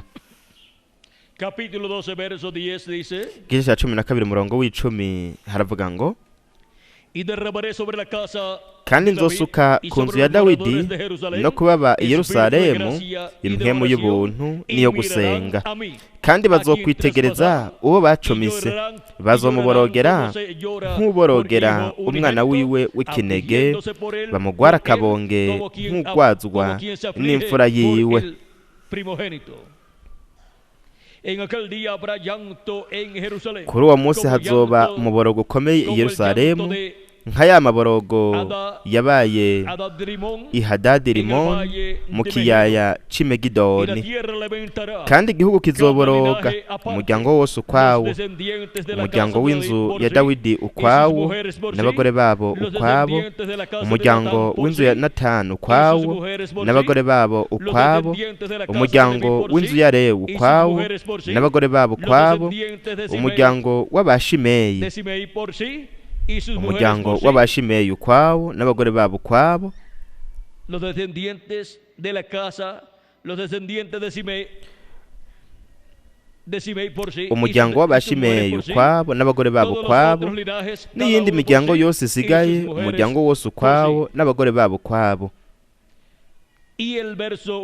Ku murongo wa mbere w'igice cya 13 muri Zekariya haravuga ngo, kuri uwo munsi ab'inzu ya dawidi n'ababa yerusalemu bazotoborerwa imbizi yo kuboza ibyaha n'ibihumane. Aha rero mwumviriza ingene ari ku munsi wa nyuma aho abaheburayo bazokanguka mu buryo bw'impwemu. Rero turashobora kubona impamvu ubwoko bw'abaheburayo butakiriye Kristo mu kuza kwiwe kwa mbere, ntibamwakiriye, ndetse nta nubwo bizeye ubutumwa bwo kuza kwiwe kwa mbere. Ariko mwitegereze, Imana yaravuze biciye mu mvugishwa n'Imana Yesaya yuko ubwoko bw'abaheburayo buzoyakira. Mu gice cya 59 murongo wa 17 kugeza ku 21 muvugishwa n'Imana Yesaya yaravuze mu majambo y'Imana, yaravuze ngo, yambara ukugoroka nk'icumu gikingira igikiriza, no ku mutwe inkofero y'agakiza, yambara impuzu zo guhora ngo zimubere imyambaro, yambika ishaka nk'umutamana, azobasubiriza mu nkoko ibihwanye n'ibyo bakoze, abarwanizi biwe abasubize uburake, n'abansi biwe abihore, kandi n'ababa ku kiyaga azobasubiza inyishu. Niho bazokubaha izina ry'Uhoraho uhereye iburengerazuba, n'icubahiro ciwe uhereye iyo rirasira, kuko umwansi azoza nk'uruzi rusenyerana, ariko mpwemu w'Uhoraho azoshinga ibendera ryo kumugwanya. Umwansi ari Antikristo, igikoko, aho Sekibi azoba yambaye umubiri muri we, azoza nk'uruzi rusenyerana, ni ukuvuga yuko azozanana n'ingabo. Kristo nawe azoshinga ibendera ryo kumugwanya, ni ukuvuga ngo Kristo azoshinga ibendera ryo kumugwanya. Uwo ni Kristo azogaragara mu kuza kwiwe kwa kabiri ku munsi wa nyuma nk'uko yabisezeranye, kandi iryo ni ryo bendera rikirijwe ryo kugwanya Sekibi ku munsi wa nyuma. Ukuza kwa kabiri kwa Kristo ni uburinzi ku bahungu bose n'abakobwa b'Imana b'abanyamahanga mu ishengero ry'Umwami Yesu Kristo, ndetse no ku bwoko bw'abaheburayo. Kandi umucunguzi azoza i Siyoni, nguyu turamufise, kandi umucunguzi azoza i Siyoni. Kubo mu bayakobo bateye ibitugu ibicumuro, niko rahagize. Nanje ngira isezerano nsezeranya nabo, niko rahagize. Impwemu yanje iri kuri wewe, n'amajambo yanje ashize mu kanwa kawe, ntibizova mu kanwa kawe, canke mu kanwa k'abuzukuru bawe, canke mu kanwa k'abuzukuruza bawe, uhereye none ugashitsa ibihe bidashira, niko rahagize. Hanyuma arabandanya avuga mu gice cya 60 murongo wa 1 ukabandanya aravuga ngo, haguruka ukayangane, kuko umuco wawe ushitse, kandi ubwiza bw'Uhoraho bukaba bukurasiye. Uko nukuza ko mucunguzi aje Siyoni. Uwo n'umuco ku bwoko bw'abaheburayo, ndetse no ku ishengero ry'Umwami Yesu Kristo, kuko raba umwiza uzotwikira isi, umwiza w'umuzitanye uzotwikira amahanga, ariko Uhoraho azokurasira, kandi ubwiza bwiwe buzokubonekako. Uko nukuza kwa kabiri kwa Kristo aje nk'izuba rirashe ku munsi wa nyuma, nk'uko Imana yabivuze biciye muri Baraki igice cya 4 umurongo wa 3 ahavuga ngo ariko mweho abubaha izina ryanje izuba ry'ubugororotsi rizobarasira rifise ugukiza mu mababa yaryo, kandi muzosohoka mwikina amatavu nk'inyana zivuye mu ruhongore mu nganje y'imyaka 1000. Umunezero hamwe n'akamwemwe bizoba byinshi ku bana bose b'abahungu n'abakobwa b'Imana, kandi muzosiribanga abanyakibi abazoba umunyota munsi y'ibirenge byanyu ku munsi nzoshinga nikoranye n'ingabagize. Ni kubera iki muzosiribanga abanyakibi aribo bazoba umunyota munsi y'ibirenge byanyu? Nuko mu nganje y'ubwiza y'imyaka 1000 ababi bazoba bahiye baturiwe n'umuriro w'ihonyanganda, kandi umunyota w'ibirunga uzoba watwikiriye wakwiye ahantu hose, kandi hazoba hamera. Nuko rero tuzoba turiko turagendera ahantu hateguwe kubw'inganje y'ubwiza y'imyaka 1000. None ababi bazoba bari hehe? Bazoba bari munsi y'ibirenge byacu, bazoba bahindutse bacitse umunyota. Ivyo bivugwa na Malaki igice ca 4 umurongo wa 1. Ehera uwo munsi uraje waka nk'itanure, ayibonde bose n'inkozi z'ibi zose bazobishingwe, kandi uwo munsi ugiruze uzobatongora nikoraho nyene ingabo agize, nta n'agashitsi canke agashami uzobasigarana.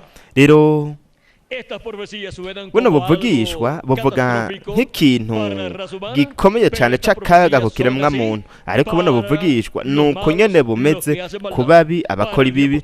Ku munsi wa nyuma hazoza ibihano vy'Imana nk'uko haje ibihano vy'Imana vy'umwuzure ku bwoko bw'ibiremwa abantu babayeho mu gihe ca Nowa. Turabona ko atanumwe yibaza yuko Imana izohonye kiremwa muntu muri kijya gihe ikoreje mu mwuzure, no kuvuga ngo n'amazi ikintu cyoroje cyane ariyo iminsi yose abantu barayanwa, ariko ahoho yari kuza mu buryo ubwo yari kubatwara bose, nuko agaheza gahonya ugorunganwe rwose rw'imbere y'umwuzure. Rero mwumva igituma byabaye. Umwami wacu Yesu Kristo yaravuze, ariko aravuga ku gihe ca nyuma, avuga ku gihe cyo kuza k'umwana w'umuntu, yaravuze ko bizoba nko mu minsi ya Nowa, aho banwa bakarya bagashingira bagashingiza, ariko ntibamenya, kugeza aho umwuzure waje ubatwara bose urabahonya bose. Uko niko bizoba mu kuza k'umwana w'umuntu, uko niko bizoba ku munsi umwana w'umuntu azokwigaragarizako, uko niko bizoba. Ni ukuvuga yuko azoba ari igihe gisa neza n'akijya gihe ca Nowa, aho ubwoko bw'ibiremwa abantu bwahonejwe, kandi hakinjishijwe gusa, hahunze gusa Nowa n'umuryango wiwe. Ku munsi wa nyuma naho turafise ubuvugishwa buvuga ku bihano by'Imana bigiye kuza ku mubumbe w'isi, kandi abantu ntibazotahura yuko ku isi hazoba hari Yesu Kristo umwana w'umuntu agaragariye muri marayika wiwe ntumwa, aduha ubutumwa bwiwe bwa nyuma, ubutumwa bw'inkuru nziza y'ubwami, adutegura kugira ngo duhindurwe tunyakugwe kuri uno munsi wa nyuma. Ariko abatoranijwe bazokumva ijwi ry'Imana, kuko uw'Imana yumva ijwi ry'Imana. Intama zanje zumva ijwi ryanje zikankurikira, niko yavuze umukundwa wacu mwami Yesu Kristo. Rero mwumve ingene mutagatifu Pawulo yashoboye kuronka umuco ku bijanye n'iki canditswe co muri Yesaya igice ca 59 murongo wa 17 kugeza ku 21. Kandi we kino gisomwa yagishize mu gwete yandikiye Baroma mu gice ca 11. Aratubwira rero impamvu ubwoko bw'Aheburayo butakiriye Kristo mu kuza kwiwe kwa mbere, ntibakira ntibizera ubutumwa bwiza bw'ubuntu, ntibizeye Kristo nk'umukiza wabo. Rero mwumva impamvu nibanga ko Abaheburayo bari barindiriye kuza kwa Mesi, yaraje abana nabo ariko baramwanka. Rero iri banga mutagatifu Pawulo araritubwira ko mu Baroma igice ca 11 umurongo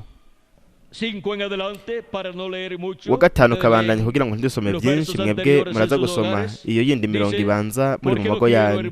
Haravuga ngo bene data singomba ko mutamenyera ibanga. Murabona ni ibanga, mwoye kwiyita abanyabwenge. Nijye uko habaye gukomanaza imitima y'Abisirayeli, ariko si bose, gushitsaho igitigiri gikwiye c'abanyamahanga kizokwinjira mu ishengero. Ni ukuvuga ngo kugeza igihe hazoba hinjiye, kugeza ku watoranijwe wa nyuma, uwugize umubiri w'ibanga w'umwami Yesu Kristo. Ni ukuvuga kugeza igihe hazoba hasozerewe huzuye igitigiri c'abagize ishengero ry'umwami Yesu Kristo.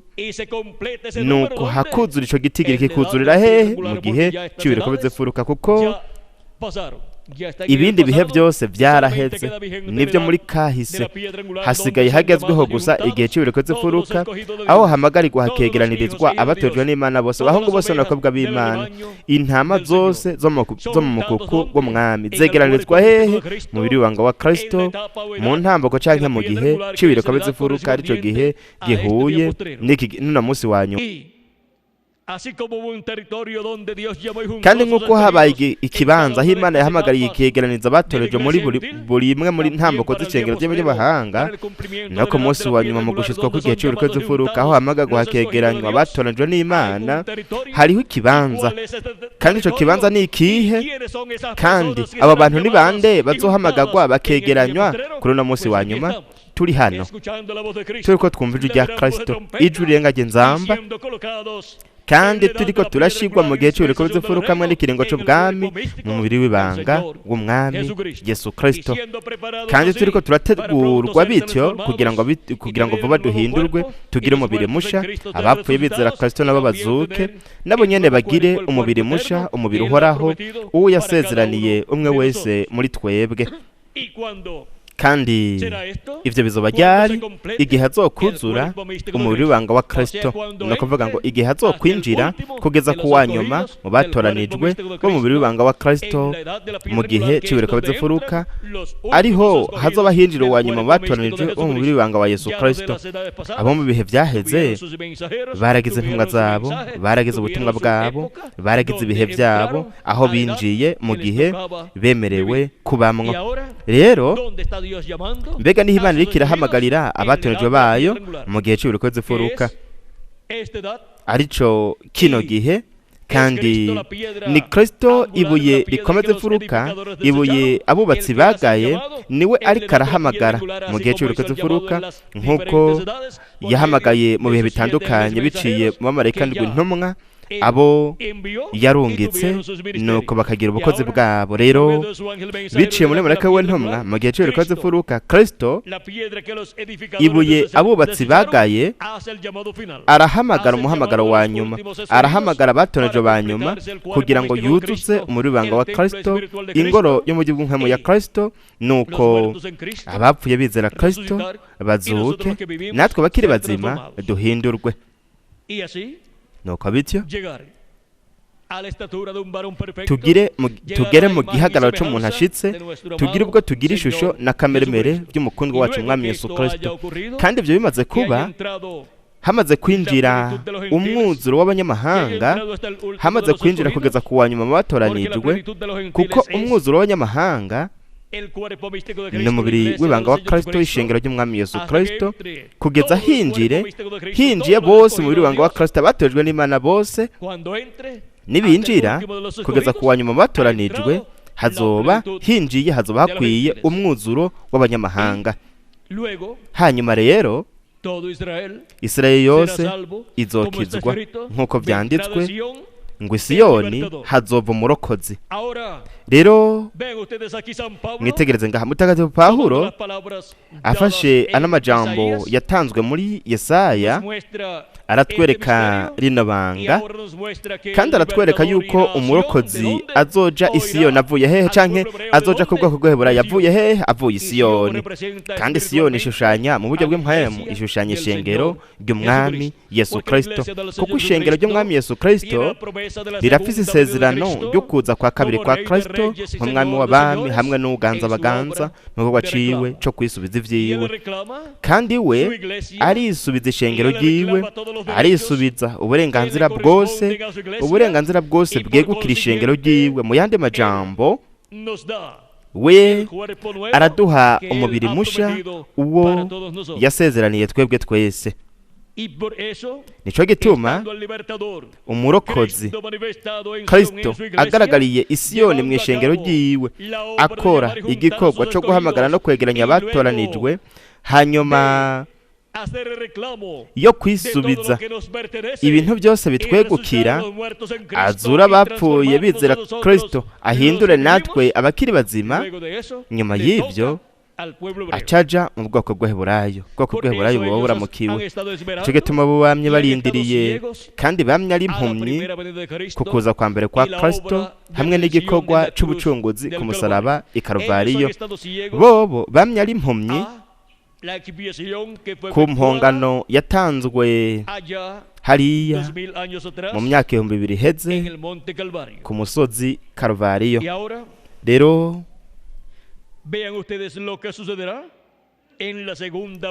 mwumve ibizoba mu kuza kwa kabiri kwa Kristo. Ngo Siyoni hazova umurokozi azokura muri Yakobo ukutubaha Imana, kandi niryo sezerano nsezeranye nabo, aho nzobakura kw'ivyaha. Aho rero haca haza iki? Ukuzura n'Imana ku bwoko bw'Eheburayo, ndetse n'Imana yuzura n'ubwoko bw'Eheburayo, kandi hazoza n'umugisha ku bwoko bw'Eheburayo. Nuko Imana izoba igaragariye mu bwoko bw'Eheburayo, kandi mu kabara gakomeye hazoba hariko haragwa ibihano vy'Imana bigwa ku ubwami bw'igikoko, ubwami bwa Antikristo, kugira ngo ubwami bwa Antikristo bukugweho, ubwami bw'ino si nabwo buhinduke ubw'umwami wacu Yesu Kristo hamwe n'umusigwa wiwe. Ubwa Yesu Kristo nuko bityo nyuma y'akabaro gakomeye hatangura inganji y'ubwiza y'imyaka 1000, aho twebwe twese tuzoba turi mu mibiri ihoraho nk'abami n'abaherezi. Rero ubwoko bw'Eheburayo igihe buzokwakira Kristo, mwitegereze, Imana yaravuze biciye mu mvugishwa Zekariya mu gice ca 12 murongo wa 10 kabandanya yuko ubwoko bw'Eheburayo buzokwicuza, buzorira. Ndetse ngaha no ngaha mu vyeshuro Yohana igice ca 1 murongo w'indwi haravuga ngo harazana n'ibicu, kandi ijisho ryose rizomwibonera, n'abamucumise bazomubona, kandi amaboko yose yo mw'isi azoborogeshwa nawe. Niko biri. Amen. Rero mwumve ngene Imana izokora kugira ngo umunsi mukuru w'impongano ubwo bwoko bw'Eheburayo bwitondera canke bwahimbaza incuro imwe mu mwaka, umunsi w'icumi w'ukwezi kw'indwi kwa buri mwaka, kugira ngo uwo munsi mukuru uhinduke ukuri ugaragazwe mu bwoko bw'Eheburayo. Uwo munsi mukuru waramaze gukorwa na Kristo ku musaraba i Karuvariyo. Rero we ari ahera cyane mu ngoro iri mu ijuru, nk'uko umuherezi mukuru nawe yabikora igihe yajyana amaraso y'impongano, amaraso y'isuguru y'impene, akayajyana ahera cyane, nuko akayashira ku mutemere wo guhongera ko, aho Imana yari igaragariye muri kijya gicu, umuco wa Shekina, igicu ca Shekina. Kandi Kristo niyasohoka akava ahera cyane ariho ari mu ijuru, ukuzura n'Imana ku bwoko bw'Eheburayo kuzohinduka ukuri kugaragazwe mu bwoko bw'Eheburayo. Murabe bo bazobona ukuza kwa kabiri kwa Kristo, hanyuma bazotahura no kwabaye ukuza kwa mbere kwa Kristo. Bobo bazokumva ubutumwa bw'inkuru nziza y'ubwami, kandi biciye muri ubwo butumwa bazomenya ukuza kwa kabiri kwa Kristo, kandi biciye muri ubwo butumwa, mu kuba buriko buravugwa ubwo butumwa, bazomenya inkuru canke kahise kwabaye ukuza kwa mbere kwa Kristo. Bityo rero ubwoko bw'Eheburayo buzokanguka, amaso yabo y'ubury'inkwemu azokinguka, azokanura, azokanguka, nuko babone uko habaye ukuza kwa mbere kwa Kristo hamwe n'icyo ari cyo ukuza kwa kabiri kwa Kristo, kandi bazorira cyane, bahogore ku bw'icaha c'uko banse Kristo mu kuza kwiwe kwa mbere, ndetse no kuba barasabye ko Kristo yokwicwa, ari byo bobo bamye baronkera ibihano, kuko arahanwa ukora icaha ndetse n'ugitegura, bose barahanwa. Kandi abateguye ico caha ni ubwoko bw'Eburayo, abakoze ico caha nabo ni ubwami bw'Abaroma. Nuko rero turashobora kubona yuko ubwoko bw'Eburayo bwamye bubabara cyane kubw'urupfu rwa Kristo ku musaraba Karuvariyo, kuko bamwanse bagasaba ko yokwicwa. Rero ku munsi wa nyuma, hanyuma y'imyaka 2000, hanyuma y'imyaka nk'ibihumbi 2000, ubwoko bw'Eburayo buzokwihana ibyo bwakoze mu myaka 2000 iheze babikorera Yesu w'i Nazareti. Kandi Abaheburayo bazomenya yuko uwo yari Mesiya wabo, umwami wabo, ari webo banse. Ariko azobabwira, azobaganiriza mu rukundo, kandi azobamenyesha yuko ibyo byose byari bikenewe ko biba kugira ngo hatangwe impongano y'ibyaha, nuko Kristo aheze akure mu banyamahanga ihanga ryitirirwa izina ryiwe, ariryo shengero ryiwe. Kandi igihe umwuzuro w'ishengero ry'umwami Yesu Kristo, umwuzuro w'abanyamahanga, igihe uzokwinjira, hanyuma Kristo yihishurire ubwoko bw'Abaheburayo.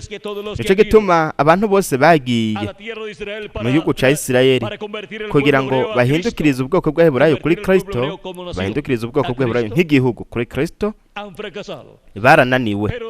Ariko hagiye haraba abantu b'ubwoko bw'Abaheburayo bakiriye Kristo mukiza wabo, umuntu ku giti ciwe, kandi barahezagiwe. Kubw'ivyo rero igikorwa nticabaye impfa gusa cyo kujana ubutumwa bwiza mu gihugu ca Isirayeli. Ababikoze, nitegereze, bakoze igikorwa gikomeye cyane mu gihe boba bararose Abaheburayo bizera Kristo nk'umukiza wabo. Ariko igitigiri kinini c'abacunguwe n'amaraso ya Kristo, abegukira bari mu ishengero rya Yesu Kristo, bamye arabo mu banyamahanga, ariko kubera ko ari hanga ryitirirwa izina ryiwe ryo mu mahanga yose, harajamwo rero n'Abaheburayo bamwe bamwe bakira Kristo nk'umukiza wabo, umuntu ku giti ciwe, nubwo igihugu nk'igihugu kitamwakiriye, kandi n'ubu ntibaramwakira, ariko bazomwakira nk'igihugu. Kandi inganji y'ubwiza ya Dawidi, ariyo nganji ya Mesiya, aho Kristo azokwicara ku ntebe y'ubwami ya Dawidi, izokwimikwa mu bwoko bw'Abaheburayo inyuma y'akababaro gakomeye. Aho rero niho tuzoba turi kumwe na Kristo nk'abami n'abaherezi, tuganjije turi kumwe nawe, kuko yaraducunguje amaraso yiwe. Kandi igikorwa c'umunsi w'impongano kuri twebwe cyarahindutse ukuri, kandi twaramaze kuzura n'Imana. No kuvuga yuko abatoranijwe bo mu banyamahanga baruzura n'Imana bwa mbere na mbere, hanyuma hagakurikira ubwoko bw'Abaheburayo. Twariko turabona ibanga ry'umunsi w'impongano. Twebwe turiko turaba mu gihe c'ubwiza cyane, aho twamye tugenda turakira inyungu y'impongano ya Kristo ku bw'ivyaha vyacu, kugira ngo twuzure n'Imana. kandi umuzuko w'abapfuye bizera Kristo hamwe no guhindurwa kwa twebwe abakiri bazima ni imwe mu nyungu turonka biciye muri Kristo kubw'impongano Kristo yatanze ayitanga kubw'ibyaha byacu. Turumvise agaciro k'umunsi w'impongano n'ingene uwo munsi washikirijwe umukundwa wacu Umwami Yesu Kristo hamwe n'igikorwa ciwe c'ubucunguzi ku musaraba Kalvariyo. Turaza kubona kandi n'iyindi minsi mikuru nk'uw'insago arico ariko impumbi. Nababwiye yuko ivyo mu guhinduka ukuri, uwo munsi mukuru w'insago mu guhinduka ukuri hashitswa mu kimpumbi n'ikimpumbi, nk'uko wari umunsi mukuru w'indwi, ubonaho rero n'ikimpumbi c'indwi. Uwo munsi mukuru uri kurashitswa nk'inganji y'ubwiza y'imyaka igihumbi y'umukundwa wacu Umwami Yesu Kristo. Kandi twanabonye ingene igikorwa cose Imana yari kuzokora yakigaragarije mu minsi mikuru. Muri ano mabwirizwa y'iminsi mikuru yahaye ubwoko bw'Aburayo kugira ngo bayishitse bayitondere mu mwaka umwe wose mu gihe cawo. Hanyuma turanaraba no mu Balewi igice ca 25 umurongo w'8 kugeza kwa 13, aho umunsi w'impongano mu mwaka udasanzwe, impongano umunsi w'impongano waza imyaka yose, umunsi w'icumi w'ukwezi kw'indwi. Ariko mu mwaka wa 50 hakorwa ikintu gikomeye cyane. Uwo munsi w'impongano wakorwaho ikintu gikomeye cyane, ari navyo Kristo. Ivyo Kristo azoba ariko arabigaragaza abihindura ukuri kuri uno munsi wa nyuma hagati mw'ishengero ryiwe, kandi abihindura ukuri abigaragaza no kuri uno mumbe w'isi. Rero uyu mwaka wa 50 ni Pentekoti, ni intambuko y'Imana yashushanijwe n'umunsi wa Pentekoti. Ubonaho rero iyo ntambuko y'Imana ishushanirizwa mu mwaka wa Pentekoti. Rero igihe hagaragara umunsi wa Pentekoti, aho hashikijwe umunsi wa Pentekoti, igihe abantu 120 baronka umushuzo wa mpwemu. Ubonaho mu mwaka wa Pentekoti rero biriko biragaragazwa mu mugambi w'Imana, niho tuzoronka uwo mwaka wa Pentekoti uri kuragaragazwa mu mugambi w'Imana, niho tuzoronka umwuzuro wa mpwemu w'Imana nk'uko Imana yabisezeranye. Kandi nimwe ntambuko y'Imana iriko irashikizwa mu ishengero, aho abapfuye bizera Kristo bazozuka natwe bakiri bazima tugahindurwa.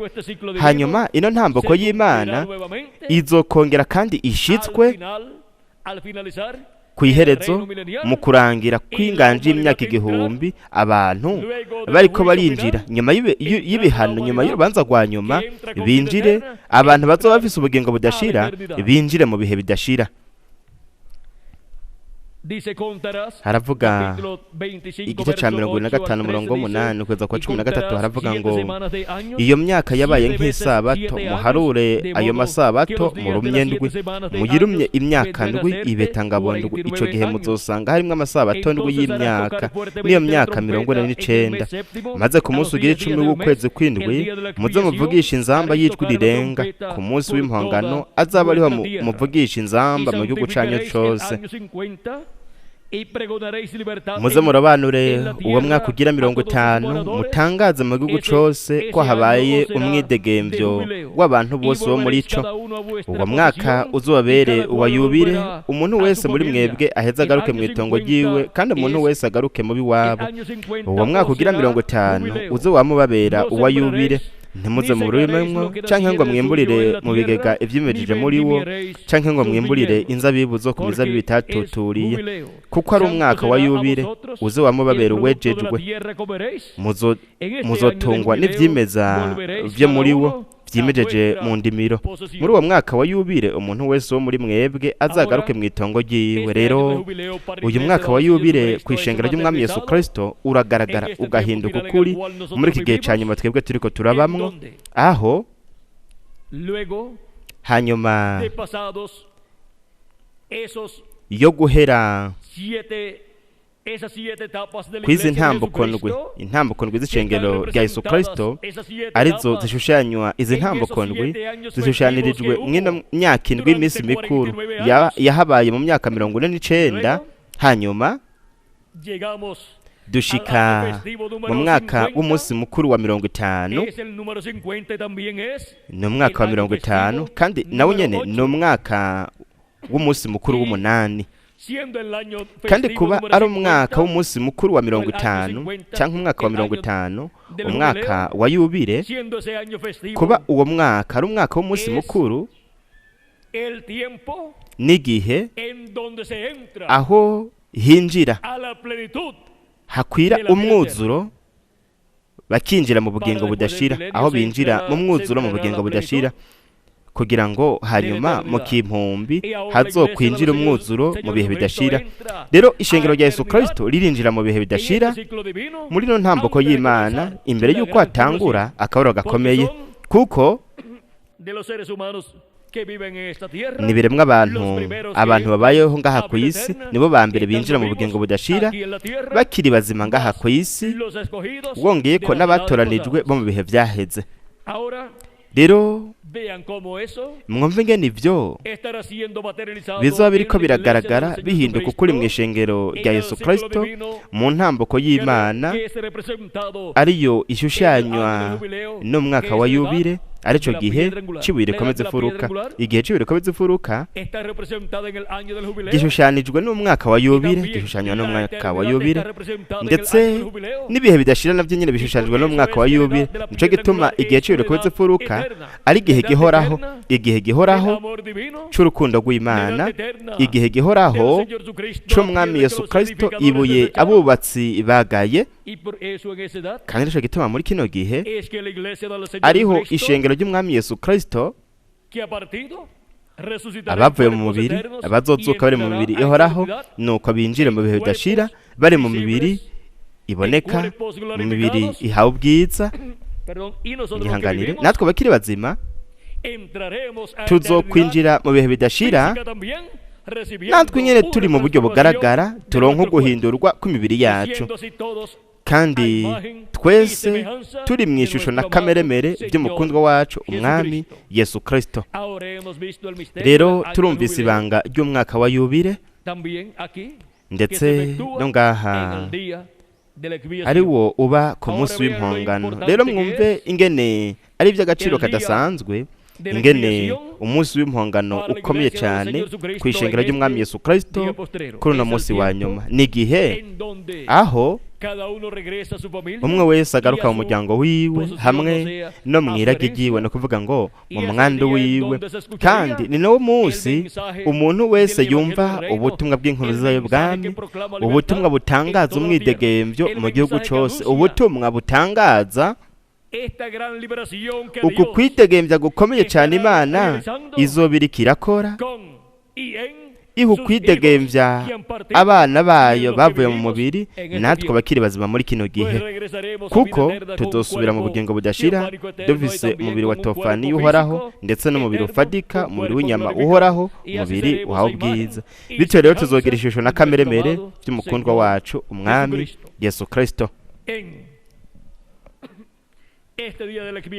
Kuri uyu munsi w'impongano w'umwaka wa yubile hashushanirizwa ibihe bidashira. Ibihe bidashira ari byo bizoza hanyuma y'ikimpumbi c'indwi, bizoza hanyuma y'inganje y'imyaka 1000, bize kandi nyuma y'urubanza rwa nyuma, ndetse kandi hashushanirizwa n'igihe cyo kubiza furuka. Nico gituma gishushanywa n'umunani, kuko umunani ushushanya ibihe bidashira canke ibihe bihoraho.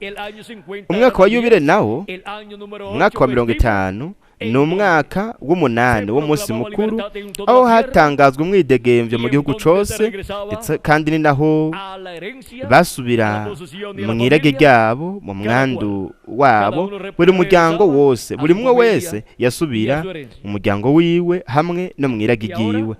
Rero mwumve aho twisanze mu mugambi w'Imana. Twisanze mu ntambako y'Imana y'igihe cy'ibiruka z'imfuruka ishushanijwe n'umunsi w'impongano w'umwaka wa 50. Ni ukuvuga ngo ishushanijwe, iki gihe cacu gishushanijwe n'umwaka wa yubile, kandi aho niho Kristo mu mwanya wariwo wose azova ku ntebe yo kutuvuganira, kugira ngo bityo buri watorejwe n'Imana wese agaruke mu irage ryiwe hamwe no mu muryango wiwe. Umuryango wacu uwo mu ijuru,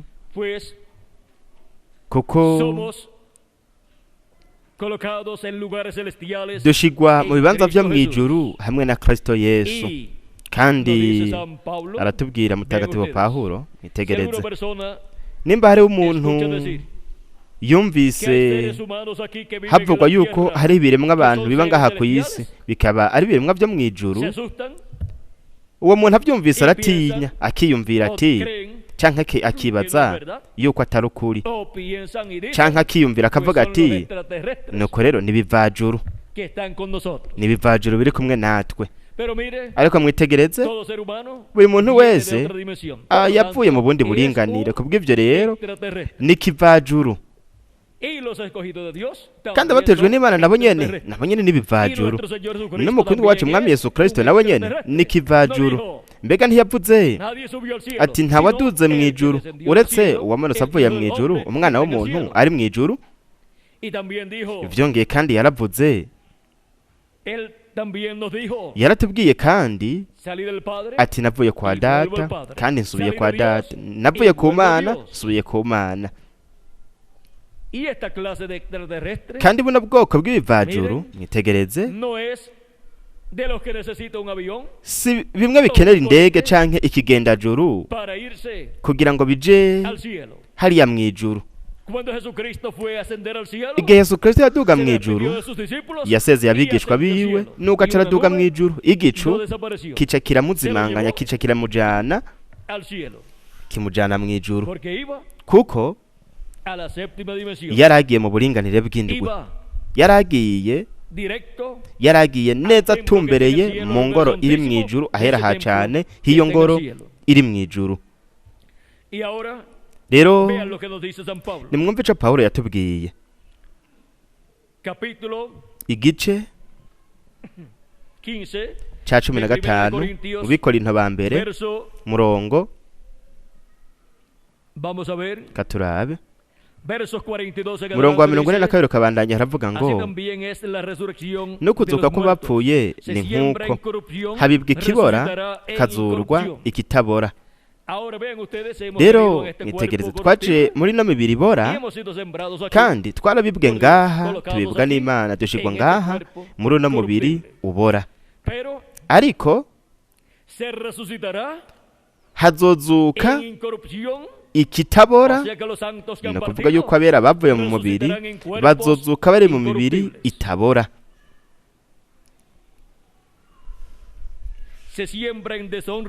Habibwa igikengerwa, hazurwa icicubahiro. Habibwa ikijyantege nke, hazurwa icinkomezi, kuko aho hazoba hari ububasha bwose bw'Imana bugaragaye muri uwo mubiri musha. Kandi uzozuka ufise ubwiza. Habibwa kuko uwo mubiri uzozuka, umubiri wa Teofaniya uri imbere mu mubiri w'inyama uwo tuzoronka. Habibwa umubiri w'inyama, uyu mubiri dufise ni umubiri w'inyama.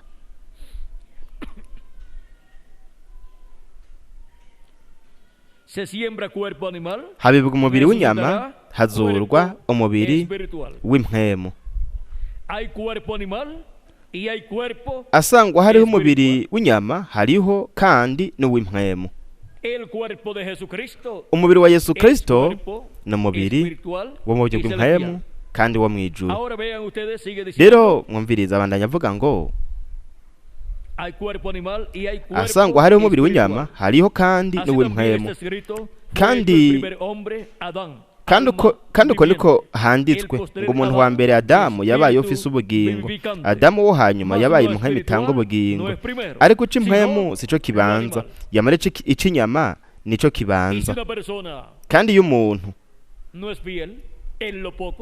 atagororotse muri bike akiri mwe n'umubiri w'inyama, nuko rero ntazoshigwa muri byinshi, ntabwo azoshigwa mu mubiri wo mu ijuru wo mu buryo bw'impwemu hawe ubwiza, kuko aho niho hari byinshi, aho niho hari iragi umwandu w'Imana uhawe uwo muntu. Ariko ku bagororotsi bakiri mwino mibiri ipfa kandi imibiri y'inyama, isezerano ryasezeranywe na Kristo yavuze ati mwagororotse muri bike. No kuvuga ngo kuba mwe no mubiri no kuba muri bike gusa. Ngaha tuhamara agahe gato k'imyaka iri hagati ya 70 n'ijana. Bamwe nibo bashobora gushikana imyaka 100, ariko buri gihe barapfa. Uwarambye cyane yabaye Metusalemu, kandi nubwo yaramvye ari we yamaze imyaka 969, ariko nubwo biruko yarapfuye. Rero nimba umuntu yaramvye nk'uko kose yarapfuye, kangahe cyane abo mwaruno runganwe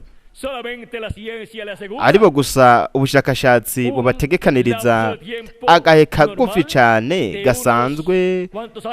Imyaka ingana gute? Imyaka 70? Kumbure nike, kumbure iyiri munsi y'iyo. Ariko murabe Bibiliya iravuga imyaka 70, bakomeye cyane imyaka 80. No kuvuga yuko Bibiliya itegekaniriza ubuzima igihe kinini cyane, imyaka myinshi ibiremwa abantu kurusha ubushakashatsi, kuko byose bivana nuko isi ibimeze, abantu baba bayemwa muri buri gihe. Nimba hariho indwara nyinshi z'ibyaduka, hakabaho n'ibibazo byinshi, nuko rero ntihabe n'inyishu y'ibyo bibazo, abantu imyaka y'abantu icigabanuka. Ariko habonetse inyishu y'ibyo bibazo, nuko imyaka irashobora kwiyongera gato, ariko ntiyoshika ku myaka 200 canke imyaka 300 canke imyaka 500 canke imyaka 800 canke imyaka 900 canke yirenga. Kandi ariko yamara hariho uburyo bwo gushika ku myaka 100, myaka 200, 500, igihumbi, ibihumbi 2, ibihumbi 10, ibihumbi 100, umuriyoni, ndetse wewe wobandanya unongerako uhereye ngaho. Ariko gusa hariho ijambo ushobora gukoresha: ibihe bidashira, ubuzima buhoraho kubizera bose Yesu Kristo, abamwakiriye bakoze ibyaha byabo mu maraso ya Yesu Kristo, kandi bakakira bakaronka impongano ya Kristo, bakaronka mpwemu yera n'ubugingo budashira ubwo yasezeraniye abana biwe. Kristo yaravuze muri Yohana igice cya 6 murongo wa 40, kuko iki arico Data agomba, kuko iki arico Data agomba, agomba yuko ubona umwana wese akamwizera agira ubugingo budashira, nanje nkazomuzura ku munsi w'iherezo. Ni bande basezeraniwe buri sezerano ryo kuzuka ku munsi wa nyuma n'ubugingo budashira? Nabizeye umukundwa wacu Mwami Yesu Kristo, abogeje ibyaha byabo mu maraso y'umwagazi w'intama, kandi barose mpwemu yera, kandi bakaba barahinduwe. No kuvuga ngo bakaba baravutse ubwa kabiri. Uko niko rero umuntu avukira mu bwami bw'Imana, kandi baraza bakaba abagize umubiri w'ibanga wa Yesu Kristo. Reka nkomeze usome ngaha mu Bikorinto ba mbere igice cya 15, aho twari ko turasoma ahavuga ngo kandi uko niko handitswe ngo umuntu wa mbere Adamu yabaye ufise ubugingo, Adamu wo hanyuma yabaye mpwemu itanga ubugingo. Ariko ico impwemu sico kibanza, yamara ic'inyama nico kibanza kigaherukirwa n'ic'impwemu. Ni ukuvuga ko ikije ku bahungu n'abakobwa b'Imana n'ic'impwemu, ni umubiri uhawe ubwiza kandi uhoraho, ubwo tuzobamwo ibihe bidashira, kandi tuzoba turi mu buyabaga dushushanijwe ibihe bidashira, turi mu rwego turi hagati y'imyaka 18 na 21. Tuzoba turi mu itoto ry'ubuyabaga. Umuntu wa mbere yandurutse mu ivu, n'uwo mukungugu. Umuntu wa kabiri yandurutse mu ijuru. Urabona yuko uwo mu ijuru Yesu yaje avuye mu ijuru. Nk'uko umukungugu ari, niko nabo umukungugu bandi bari, kandi nk'uko ijuru ari, niko n'ab'ijuru bandi bari. Mbega bo mu ijuru ni bande? N'abahungu n'abakobwa b'Imana. Kandi nk'uko twambaye ishusho y'uwo mukungugu, niko tuzokwambara n'ishusho y'uw'ijuru. Ni ukuvuga ko nk'uko twaje ngaha ku isi dufise impwemu yo ku isi hamwe n'umubiri upfa kandi ubora, tuzoza mu ishusho n'akameremere by'umukundwa wacu umwami Yesu Kristo. Tuzoza dufise umubiri wa teofaniya uri imbere, umubiri ufatika kandi uhoraho, uwo tugiye kuronka.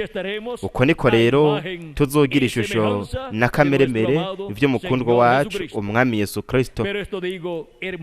Ariko bene data, ico mvuga ni iki? Yuko b'inyama n'amaraso badashobora kuragwa ubwami bw'Imana.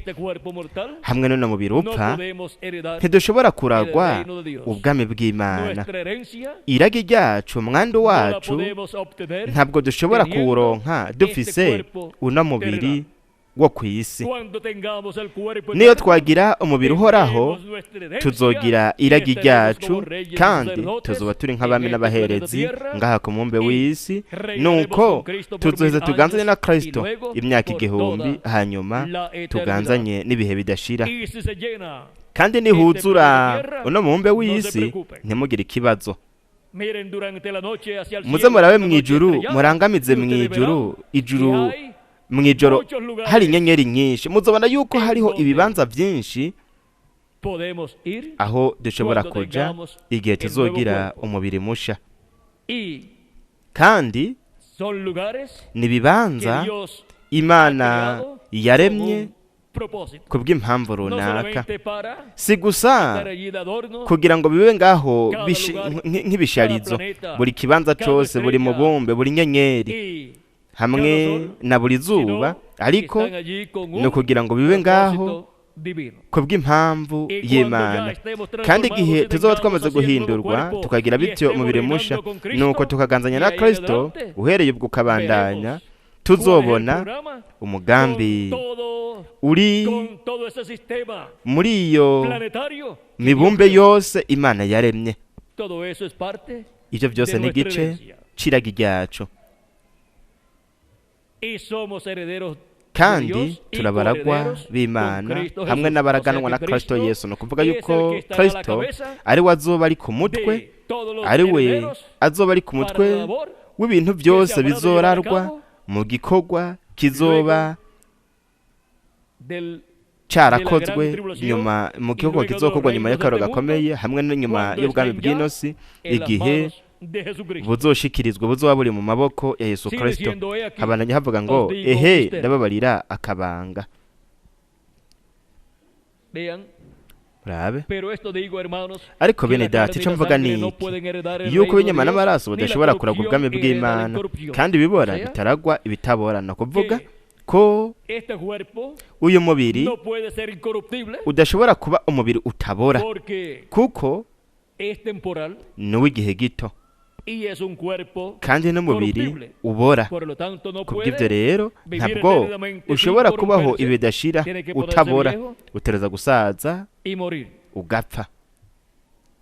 pero habrá algunos ariko hazoba que no verán bamwe muerte, bamwe porque batazobona urupfu kuko cuando los muertos en Cristo igihe resucitan, abapfuye bizera Kristo los que estemos vivos bazozuka y los veamos resucitados, natwe abakiri bazima seremos tukababona bazutse transformados tuzoca sin ver duhindurwa muerte, tutabonye y urupfu tendremos así nuko el tuzoheza nuevo tugire cuerpo. bityo umubiri Seremos musha transformados en nuestros tuzohindurwa átomos, mu turemangingo twacu y así nuko bityo es como uko niko se cumplirá esa promesa. hazoshitswa rya de la sezerano transformación ryo guhindurwa de nuestro cuerpo. kw'imibiri yacu Sigue diciendo, he aquí, habananya havuga os ngo digo un ehe misterio. ndababarira Es un akabanga misterio n'ibanga del reino de Dios. ry'ubwami No bw'Imana todos dormiremos, o sea, no tuzosinzira todos vamos a twese no morir, kuvuga ngo si twese pero tuzopfa todos ariko seremos twese transformados. O sea, tuzohindurwa todos no kuvuga ngo vamos a tener un twese cuerpo eterno, tuzogira umubiri uhoraho un cuerpo glorificado, umubiri uhawe ubwiza y todos vamos a ser a imagen kandi twese y tuzogira ishusho semejanza de n'akameremere Jesucristo. bya Yesu Kristo Todos vamos a ser twese transformados tuzohindurwa de mortales a tureke gupfa inmortales. tube abadapfa En un momento, mu cuando kanya en un gato momento, ryari mu kanya en gato un abrir y cerrar mu de kanya ojos, nk'ako kubita a la ingohe final aho trompeta. inzamba y'iherezo Porque se izovugira tocará kuko inzamba la trompeta. izovuga Es muy importante ni ingirakamaro tomar en cyane cuenta kuzirikana esta trompeta. iyi nzamba Porque esta es la trompeta kuko del iyi niyo año nzamba jubileo. y'umwaka wa Esta yubile es la trompeta iyi que ni estará nzamba sonando, izoba iriko y esa es iravuga la trompeta kandi del ni mensaje del nzamba Evangelio y'ubutumwa del Reino, bwiza bwo bwami proclamando el mensaje correspondiente itangaza al día postrero, ubutumwa bujanye y n'umunsi revelando wa nyuma el kandi misterio inahishura de ibanga la segunda ryo kuza venida de Cristo. kwa kabiri kwa Kristo Sigue diciendo, bandanya havuga ngo y los muertos, abapfuye o sea, los muertos en ni Cristo ukuvuga de ngo las abapfuye edades bizera pasadas, Kristo bo mu y bihe algunos de los byaheze nuestros que se han ndetse ido, na bamwe y bamwe los mu gihe cyacu muertos bagiye serán abapfuye resucitados bakazurwa incorruptibles, batagishobora o sea, en cuerpos kubora ni eternos, ukuvuga ngo bari mu mibiri y ihoraho nosotros natwe seremos transformados. tuzohindurwa Porque es menester, es necesario kuko uyu que mubiri esto ubora corruptible, ukwiye kuzokwambara este cuerpo corruptible, ukutabora uyu no se mubiri vista ubora de ukwiye incorrupción, kuzokwambara y este ukutabora mortal se vista de kandi uyu mubiri inmortalidad. upfa ukwiye kuzokwambara Y cuando ukudapfa esto corruptible se haya ariko vestido de uyu mubiri incorrupción, niwamara y este kwambara mortal se haya ukutabora vestido de inmortalidad, n'uyu upfa niwamara entonces kwambara se cumplirá ukudapfa la niho hazoshizwa palabra que rya está jambo escrita, ryanditswe "Sorbida ngo urupfu es la muerte ruramizwe en n'intsinzi victoria". Y de ahí en adelante, uhereye ukabandanya nunca más namba morirá ntituzongera un gupfa escogido de Dios. uwatojwe n'Imana ntazongera gupfa namba Y los que kandi viven en esta tierra, ababayeho ngaha ku isi viviendo eternamente, bazokomeza kubaho si son ibihe bidashira escogidos de Dios, nimba ari y son abatojwe llamados y n'Imana juntados, barahamagawe escuchan la voz baregeranijwe de Cristo, la trompeta bakumva ijwi final, rya Kristo que es el inzamba ya nyuma mensaje aribwo del butumwa Evangelio del Reino, bw'inkuru nziza y'ubwami dando la revelación, buriko buratangwa el mensaje guhishurirwa del día ubutumwa postrero, bwo y ku munsi wa proclamando nyuma libertad bunatangaza en toda la umwidegembyo ukubohoka revelando, kw'isi yose anunciando que buyishura hemos llegado al butangaza tiempo yuko en que twashitse los mu hijos gihe e hijas de Dios ubwo abahungu serán n'abakobwa libertados, b'Imana bazokwidegembya serán bazobohorwa bagahindurwa serán transformados, y bakaragwa mu tendrán mwuzuro el cuerpo nuko eterno, bakagira y umubiri recibirán uhoraho nuko la bakaronka herencia de iragi Dios, la cual umwanda w'Imana perdió Adán y Eva ariryo en ragi el Adamu huerto na Eva batakaje de hariya mu Edén. itongo rya Edeni El misterio ibanga del día de la expiación. Todo esto ry'umunsi ocurre w'impongano ibyo byose biba en el día de la expiación ku munsi actualizada w'impongano w'iki gihe en medio de la wisubiyemo iglesia de Jesucristo, hagati mu ishengero rya Yesu Kristo en este día postrero. kuri uyu munsi wa nyuma Ocurre todo esto en el ibyo año byose del biba jubileo, mu mwaka wa yubile en el día de la expiación ku munsi w'impongano del año 50, w'umwaka wa todo 50 eso actualizado ibyo byose en byisubiyemo iglesia mu del ishengero Señor ry'umwami Jesucristo. Yesu Kristo Vean ustedes, hay mwitegereze hariho dos cosas grandes que ibintu Dios bibiri tiene aquí en la bikomeye tierra. cyane Imana ifise ngaha ku Y son las isi dos cosas ibyo bintu mayores nabyo bibiri que Dios tiene en la nibyo tierra. bintu bikomeye cyane Imana ifise ngaha ku ¿Saben isi cuáles son? mwamuze ibyo ari byo Más grande que eso, no hay nada. ikintu gikomeye cyane kurusha ibyo Una nta es gihari Espíritu Santo. kimwe ni mwe mu yera Y la otra es ikindi la naco iglesia ni ishengero del Señor Jesucristo. ry'umwami Yesu Kristo Esas son las dos cosas mayores ibyo que nibyo Cristo bintu tiene, bibiri que bikomeye Dios cyane tiene Kristo aquí en la afise tierra. Imana ifise ngaha ku isi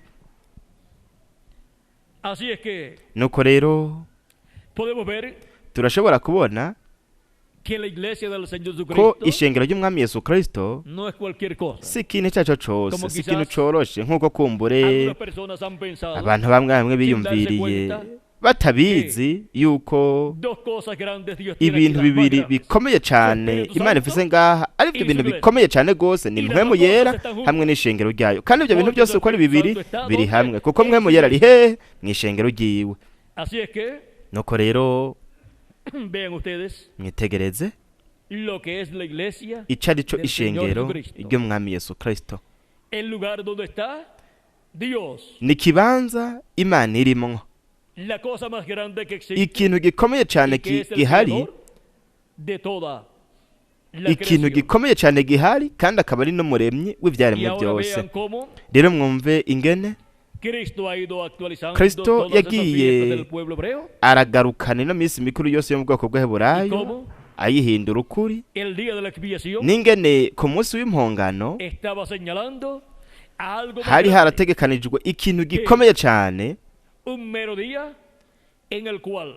ico ku munsi umwe ubwo hatangwa ikimazi c'isuguru y'impene yari kwishushanya Yesu Kristo hamwe n'igikorwa ciwe c'impongano. Kristo niwe mpongano yacu.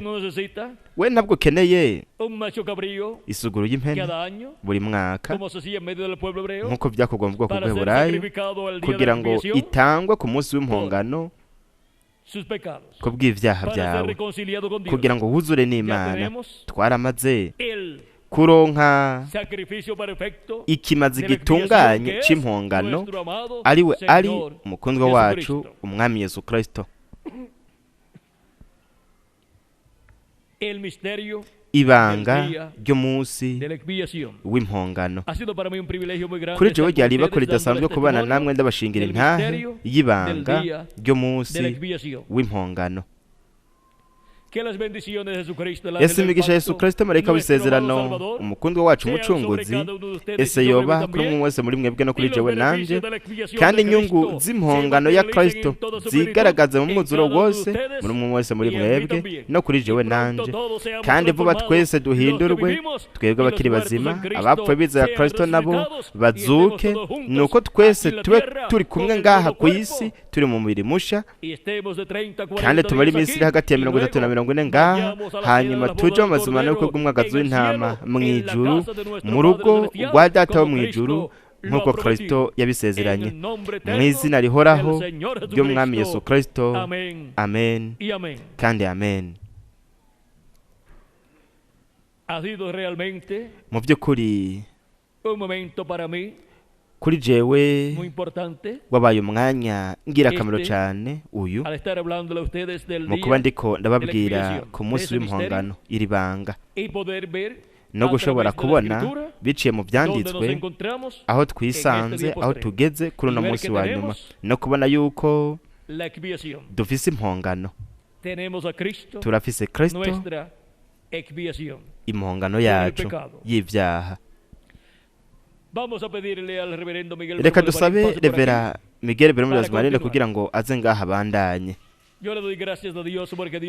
Ndamushimira Imana kuko Imana ifise ngaha muri Amerika Latine na Caraïbe no ngaha muri Guatemala abantu bakiriye impongano yo ku munsi w'impongano, munsi w'impongano wisubiye mushikirijwe muri Yesu Kristo, kandi tukaba twaruzuye n'Imana.